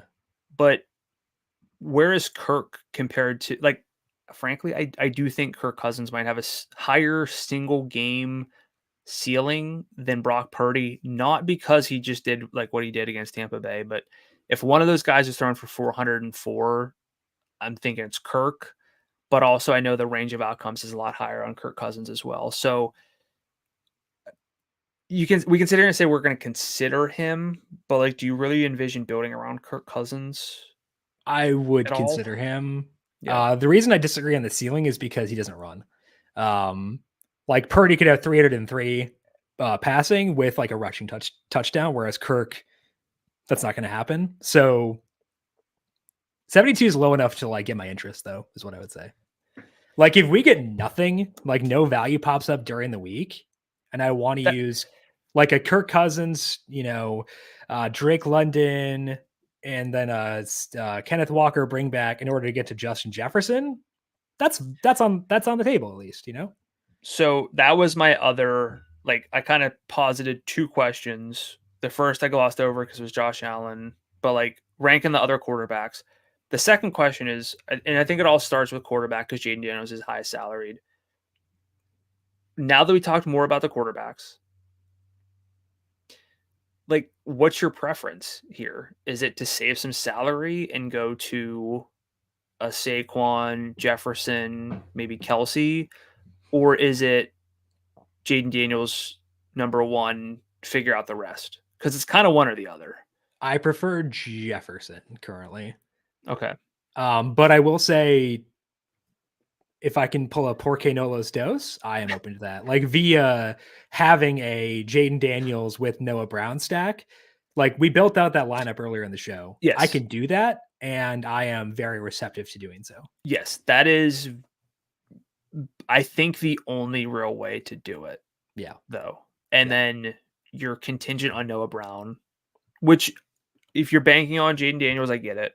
Yeah. But it's then all of your Justin Jefferson, or like your Justin Jefferson's tied to Noah Brown, etc. Like if the only way you can get Daniels and Jefferson together is Noah Brown, and then you change things up from there, it gets a little convoluted. All right. Your loves at quarterback after having to discuss things. Go. Jaden Daniels and Geno Smith would be my two traditional loves. And with the caveat that I am receptive to Purdy, and I think I'm more receptive to Kirk Cousins, and surprisingly lower on Allen and Hurts, guys that I would typically gravitate toward. But it has a lot to do with the lack of value elsewhere so far. Yep. I think it's Daniels for me, and then Purdy and Geno 2A and 2B is where I settle in there. Okay. All right. Running back. After having discussed the slate, I find myself coming back time and time again to the 7,000 range. That being via Kenneth Walker III, Chuba Hubbard to an extent, and Tony Pollard. Where are you on running back after having discussed things? I agree. Saquon leaves us no room, but I would like to. It's more FOMO with Saquon than anything because the role's so good. Is your FOMO higher with Saquon or Jalen Hurts, AJ Brown? Saquon. I agree. Although it should be AJ Brown because he just has like 25 points in both games. He's quite good at football. Yeah. He's very good. So Saquon, I'm really interested in. I'm not going to get to Mason. I think Kyren and Mixon have such, as you pointed out, and I kind of glossed over Mixon's red zone role being what it is. Mm-hmm. Historically speaking, we would want to build around Kyren Williams and Joe Mixon. It's really hard to do that. Yep. Like, I agree. Can't just plug in both and figure it out from there. There's not enough value at receiver necessarily. So it's a little bit tough, but who are you preferring out of at this rate? Is it Mixon still over Kyren? Yeah. Okay. I just still have concerns about the yardage upside for Kyren. Maybe that improves with Kupp being back because like the offense is more functional. So like that's a possibility, but it's just like I need a bit more juice, man. A little bit more juice for $8,600. And Mixon has shown juice twice already in 2 full games. Yeah, I think the 7K range, those 3 names in particular, with Walker, Chuba, and Pollard, really stand out. Do you have any interest in Breece Hall as like a? I was going to ask you that. The matchup lowers me because the Steelers are just a very good defense that I traditionally don't want to avoid. I think that long term, I'm more receptive to Brees because the offense should be more functional with Devontae Adams being there. Like that should elevate things overall. But I think this is a good week to avoid them just because the matchup is what it is. Yeah, there's enough concerns with the red zone share. Like Kareem Hunt or Brees Hall. Hunt. I agree. Preference for you between Walker, Chuba, and Pollard after having discussed things? Walker for sure, number one. I agree. I might lean Chuba okay. due to the expectation that there's just a lot of points in that game. I lean Pollard, but I'm very close between the two and can't push back on you for that one. Nick Chubb? Jacobs? No. Okay. Houston rush defense is pretty good. Just got to Nico Autry back too, so I'm okay avoiding that one. 6,000 range at running back. We have Devon Achane 69. We have Nick Chubb 68. We have not discussed Chase Brown yet. I want to talk about him briefly here because Chase Brown did outsnap Zach Moss on Sunday Night Football. He played 17 out of 19 snaps after Moss fumbled. He also fumbled himself, but because results, he stayed in and then scored a 30-yard touchdown the next play. Facing off with the Browns this week, I think that Brown is in play at 65. I don't love it, but I will have a non-zero number of lineups with Chase Brown, I would think. And same thing with Nick Chubb. How are you viewing the 6,000 range? Yeah,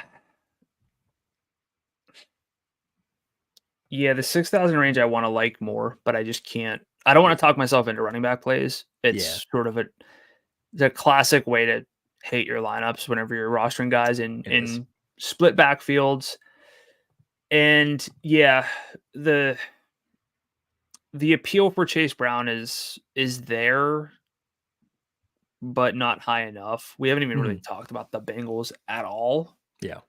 But still too many concerns. Tyrone Tracy as well, enough concerns in the low 6,000 range. I don't see myself rostering anyone in the 6K range other than potential FOMO shares of Chubb and maybe Achane indoors, but I don't even see that being very common. Yeah, I think that's fair. In Chase Brown's favor is he does have a couple of red zone targets in 2 of his past 3 games. And those were the games where he was still working behind Zach Moss. 35% red zone share across the 3 games. 12 carries, 3 targets per game in that span. So he was getting work before this and maybe gets a role increase. I don't know. It's like you said, kind of talking yourself into it, but I don't love it. But like I will have at least a share. And again, Tracy, I'll have a non-zero number of lineups because it's like I think it's within the range of outcomes. He still works at a Singletary, so I want to keep that in mind as well with him. I know we probably just want to say it's not worth thinking about, but in the event James Cook cannot play and Ray Davis is there at 54, how would that change things for you? It's a very tough matchup. Don't like using running backs against Tennessee, but $5,400, 60% snap rates. Got a weird downfield pass attempt. Caught passes in college, I think. So I would go there despite the matchup. But not like lock them in. Like last week, I had Tracy and Bucky Irving in almost every lineup. Davis would not be there, but I would be more than half, I would say. Yeah, I think he's the only one even down here who I could see working into one of those situations. Hypothetically, no Singletary. How would you feel about Tracy at 62 then? 100%. That's fair. They also lost their left tackle, so a couple left tackles down in this game, but would still be pretty high on him because the salary's low, passing game work, can get some goal line stuff too. So okay, having discussed running back, who are your loves? I think the three guys in the 7K range, Walker,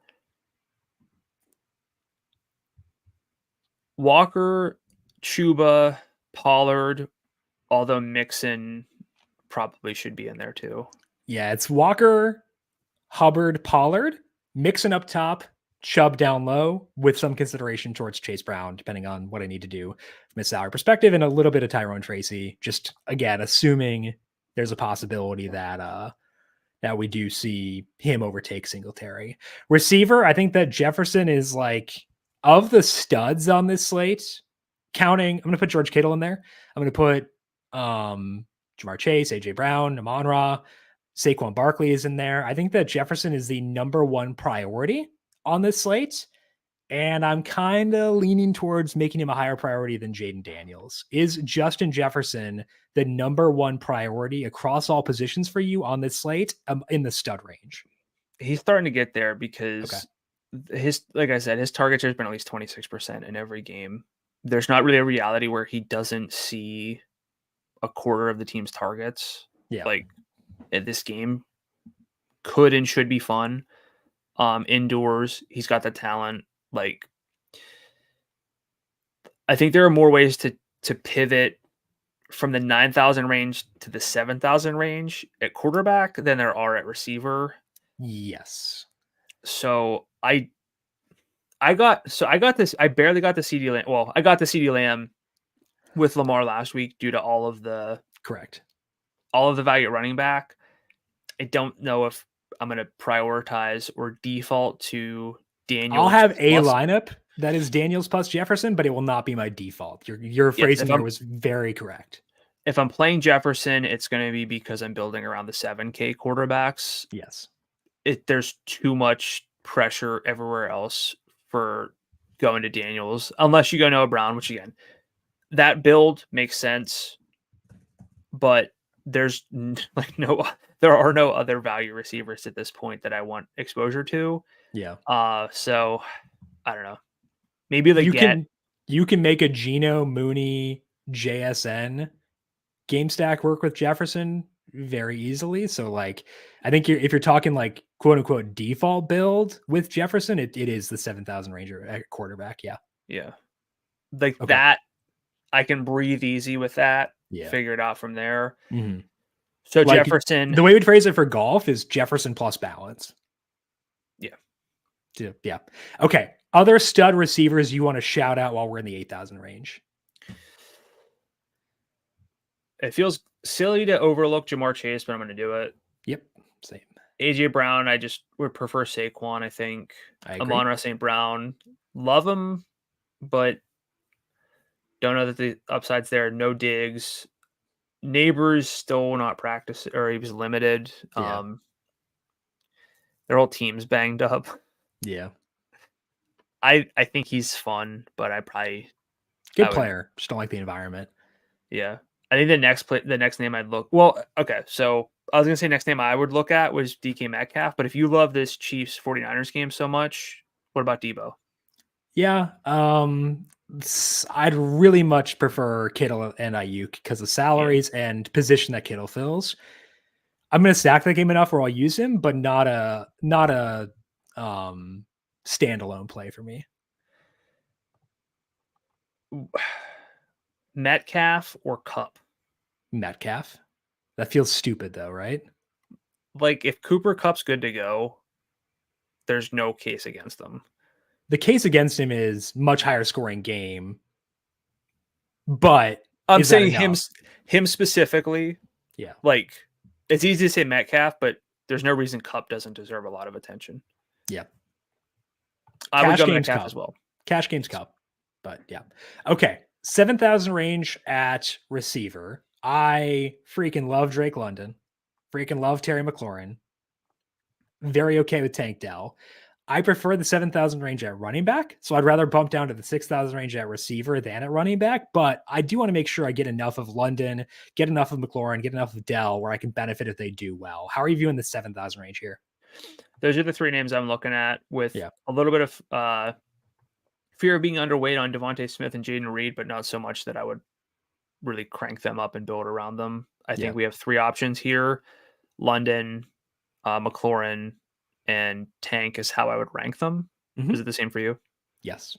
Okay. Wholeheartedly. And I like all three, but I think that's the right order. 6,000 range at receiver is also, I would say, good. It's not amazing, but it's good. Mm-hmm. I will use Devontae Adams. Love Brandon Ayuk. I think he's a traditional love for me, the more I think about it. Yeah. And then Darnell Mooney, 63, Jordan Addison, 63, Jackson Smith and Jigba and Juju Smith-Schuster just go all hyphenated last names. Like, I think that the 6,000 range at receiver is really good, and I'm probably going to have multiple 6,000 range receivers in the grand majority of my lineups. How do you feel about the 6,000 range? Any names specifically you're gravitating towards? Just the ones you called out. I think Mooney's role is way better than even people probably realize, just because he's not wholeheartedly agree. Yes. He's not a big name. I have some problems with Brandon Ayuk, but the touchdown regression is real. But yeah, no, like pointing out Darnell Mooney, just really good. He's a 54% deep target share. How? He gets a lot of downfield work from a quarterback who can throw it pretty accurately downfield. So a little bit lower on Jameson than normal. Agreed. Rankings wise, is Mooney Ayuk is the closest to. They're both loves for me. Nope, they're both. But I think Mooney would be a love for me. I think I'd probably make my loves if we were doing 3 like we used to. It honestly might be London, Ayuk, and Mooney. I think you would go Jefferson. I would want to, but I'd probably say like on the salary to get there. But Jefferson would be Jefferson 1, Ayuk. Well, I would cheat and go 4 loves. I would go Ayuk, Mooney, and then draw one out of a hat, throw a dart between JSN and Juju. Probably lean in Juju, but I like both. Would you?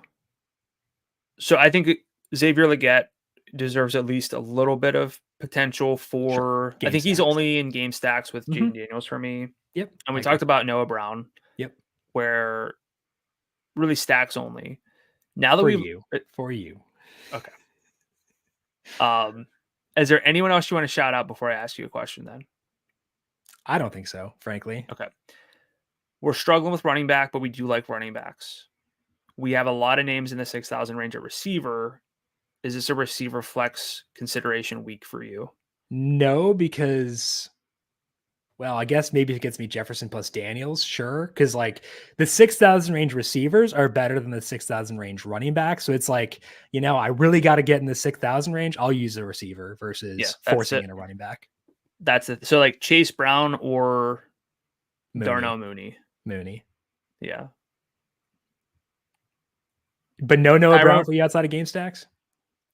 I mean, I see the case for it, but if he gets me 7.8, I don't know. At 5,000, it's not going to kill you at least.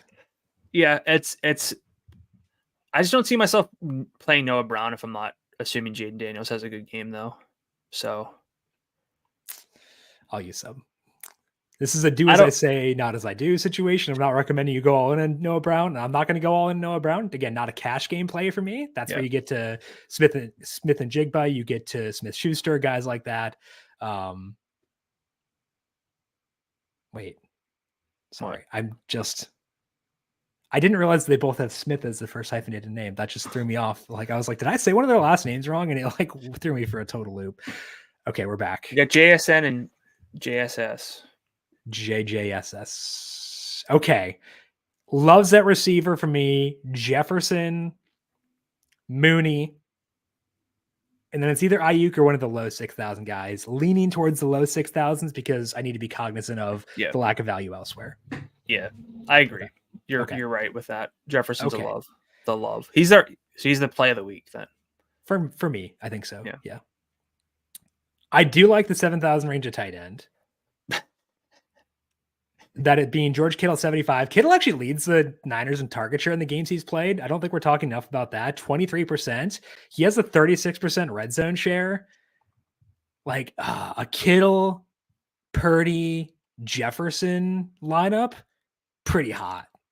So I know it's tough, but like I want to weasel those dudes in there when I can, including Kelsey. Prefer Kittle over Kelsey personally, but like I really want to like weasel my way into those two. Probably like 20% Kittle, 20% 25% Kittle, 15% Kelsey. I think I want to try to make that work. That's a lot of lineups with 7K plus dedicated to tight end. I understand it. I'm just feasibly, and maybe I'm still stuck on Jaden Daniels if you're playing a $7,000 Yeah. quarterback, it becomes a lot easier. So yeah. Yeah. Okay. I'm not getting to Bowers this week. His role is amazing. Chiefs are letting up 2.13 yards per route run to opposing tight ends, which is like twice the league average. How? What? Jeez. They Yeah. faced Isaiah Likely. Who else have they faced? Charlie Kohler. Oh, hell yeah. There we go. Did they even play in week 1? Kyle Pitts. Oh, yeah. Juwan Johnson, the man. Oh, yeah. Oh, yeah. Best tight end in football. So, yeah, I think it's a good spot for Kittle. I'm not getting to Bowers. I adore him. I love his talent, love his role, hate his environment. I think it's harder for him to burn me than it is for Kittle or Kelsey to burn me. How are you viewing Bowers? Agree with you where like I want to get there from a process standpoint. I think a Bowers like cup stack is fun. Sure. And in a way that I could sit back and say I was different. Everything else was the chalkiest build, but that probably is a little bit different. But just sticking with the Chiefs here, they've let 3 tight ends get to 59 yards. Okay. Isaiah Likely 111, Mike Gesicki 91, and Kyle Pitts 59. So yardage upside up for grabs here. George Kittle is probably the guy who can take advantage of it. So I should consider that a little bit more. Dipping into the 6,000 range, Laporta 65, Kincaid 63. I don't feel a huge pull towards either personally. Do you disagree?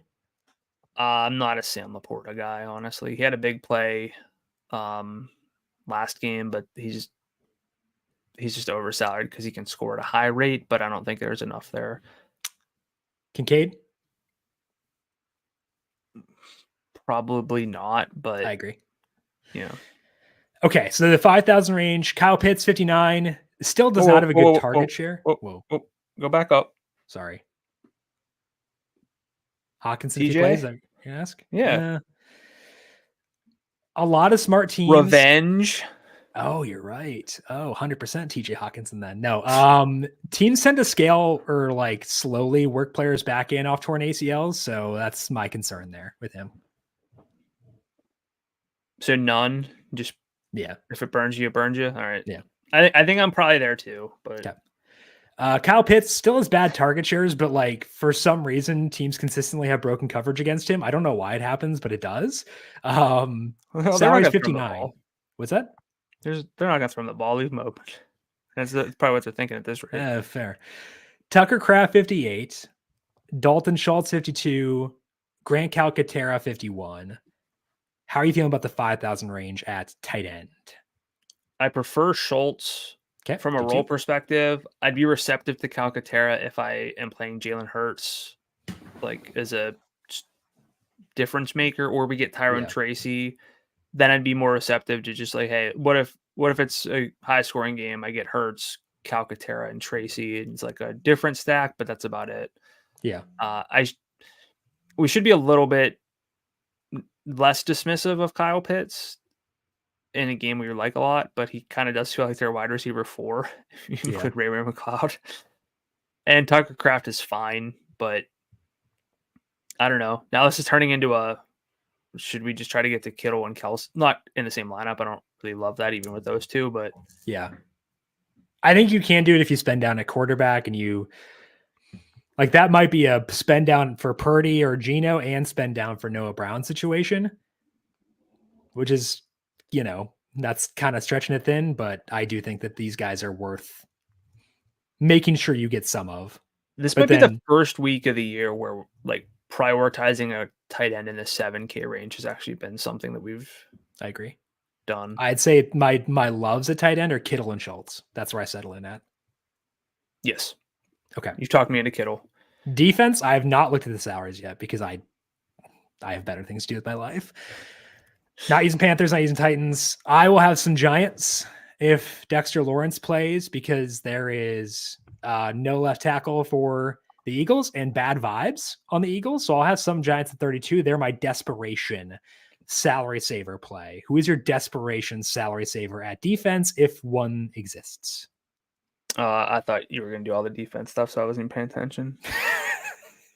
You do all the defense stuff for us all the time. I could see myself because production is tied to like passing volume and stuff. I could see myself even getting to like the Falcons in a game where there could just be a ton of dropbacks and there's a lot of sack potential. Totally. Yeah, good call. Probably be the first place I'd consider going if we're going from the bottom up. Yeah. Okay. You're not going to get to the Giants though? I doubt it. Okay, I will. If Lawrence plays, if Dexter Lawrence does not play, I have a hard time. I guess if it gets me Justin Jefferson, then yeah, that kind of stuff. Okay. Scrolling up further, I want you to shout stuff out because I'm struggling, man. Defense is kind of rough in the 3,000 range this week. So I think Giants make sense. Falcons are okay. I'd be receptive to like.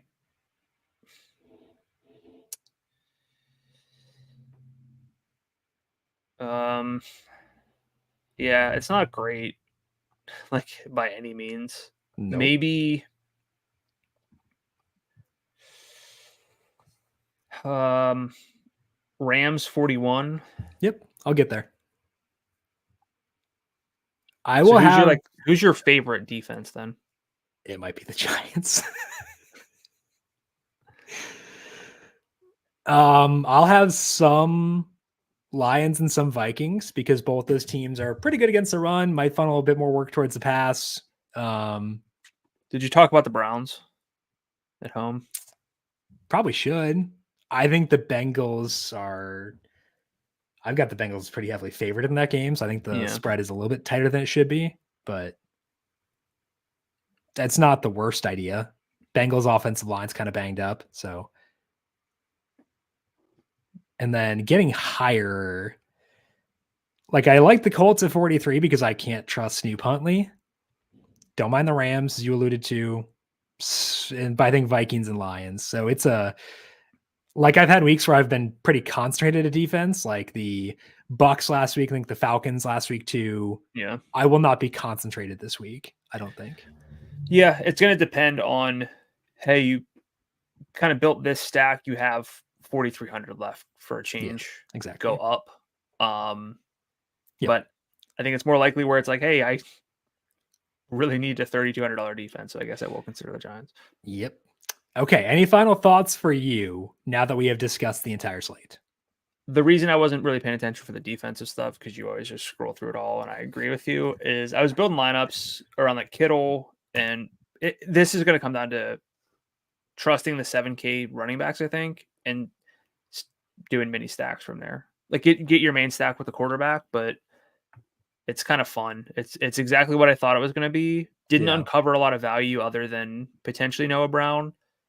And we got higher in JSN, I think, than, or at least I'm higher on him now than I was entering the show. Yeah, I liked him just fine. But I think the two players I've changed, well, I guess three that I've changed my mind the most on are Jaden Daniels, where I just am not as high on him due to the fact that it's hard to build around him. And there are enough concerns about that game where it just could be whatever. Yep. And now I'm higher on Justin Jefferson for sure, even though he was already a love for me. And then George Kittle. Yep. I think I settled in at the exact same place. That is all that we have here for today on the Heat Check. Again, we're with you every Thursday, 10 a.m. Eastern on the FanDuel football betting YouTube page, but also up on the FanDuel Research podcast feed, wherever you get your podcast. Search for FanDuel Research Podcast, Apple, Spotify, etc. You can find us there. If you like what you hear, leave us a 5-star rating and review, and don't forget to make sure you're subscribed there and over on the YouTube page. Appreciate all of you streaming us live on YouTube as well. Leave us a thumbs up there and hit subscribe to get all these shows as they go live. Back with you later today, 4 p.m. Eastern on the same YouTube page, talking to Megan Payton of FanDuel TV about her favorite bets for week number 7 in the NFL. Tomorrow, NFL player props with Aiden Cotter. He'll be with me 10 a.m. Eastern on the same YouTube page. Again, subscribe there. We appreciate all of you watching as always. Brandon, if people have questions for you on X, where can they find you there? At Gdula13, GDULA13. I'm on X at JimSannes. You can find FanDuel Research on X at FanDuel Research. Want to give a big thank you to our YouTube producer, Justin Lane, for his work on the video side of things. Thank you, Justin, as always. And thank you to all of you for tuning in. Good luck to you with your DFS lineups week 7. We'll talk to you once again next week to break down week 8. This has been The Heat Check, a FanDuel Research podcast.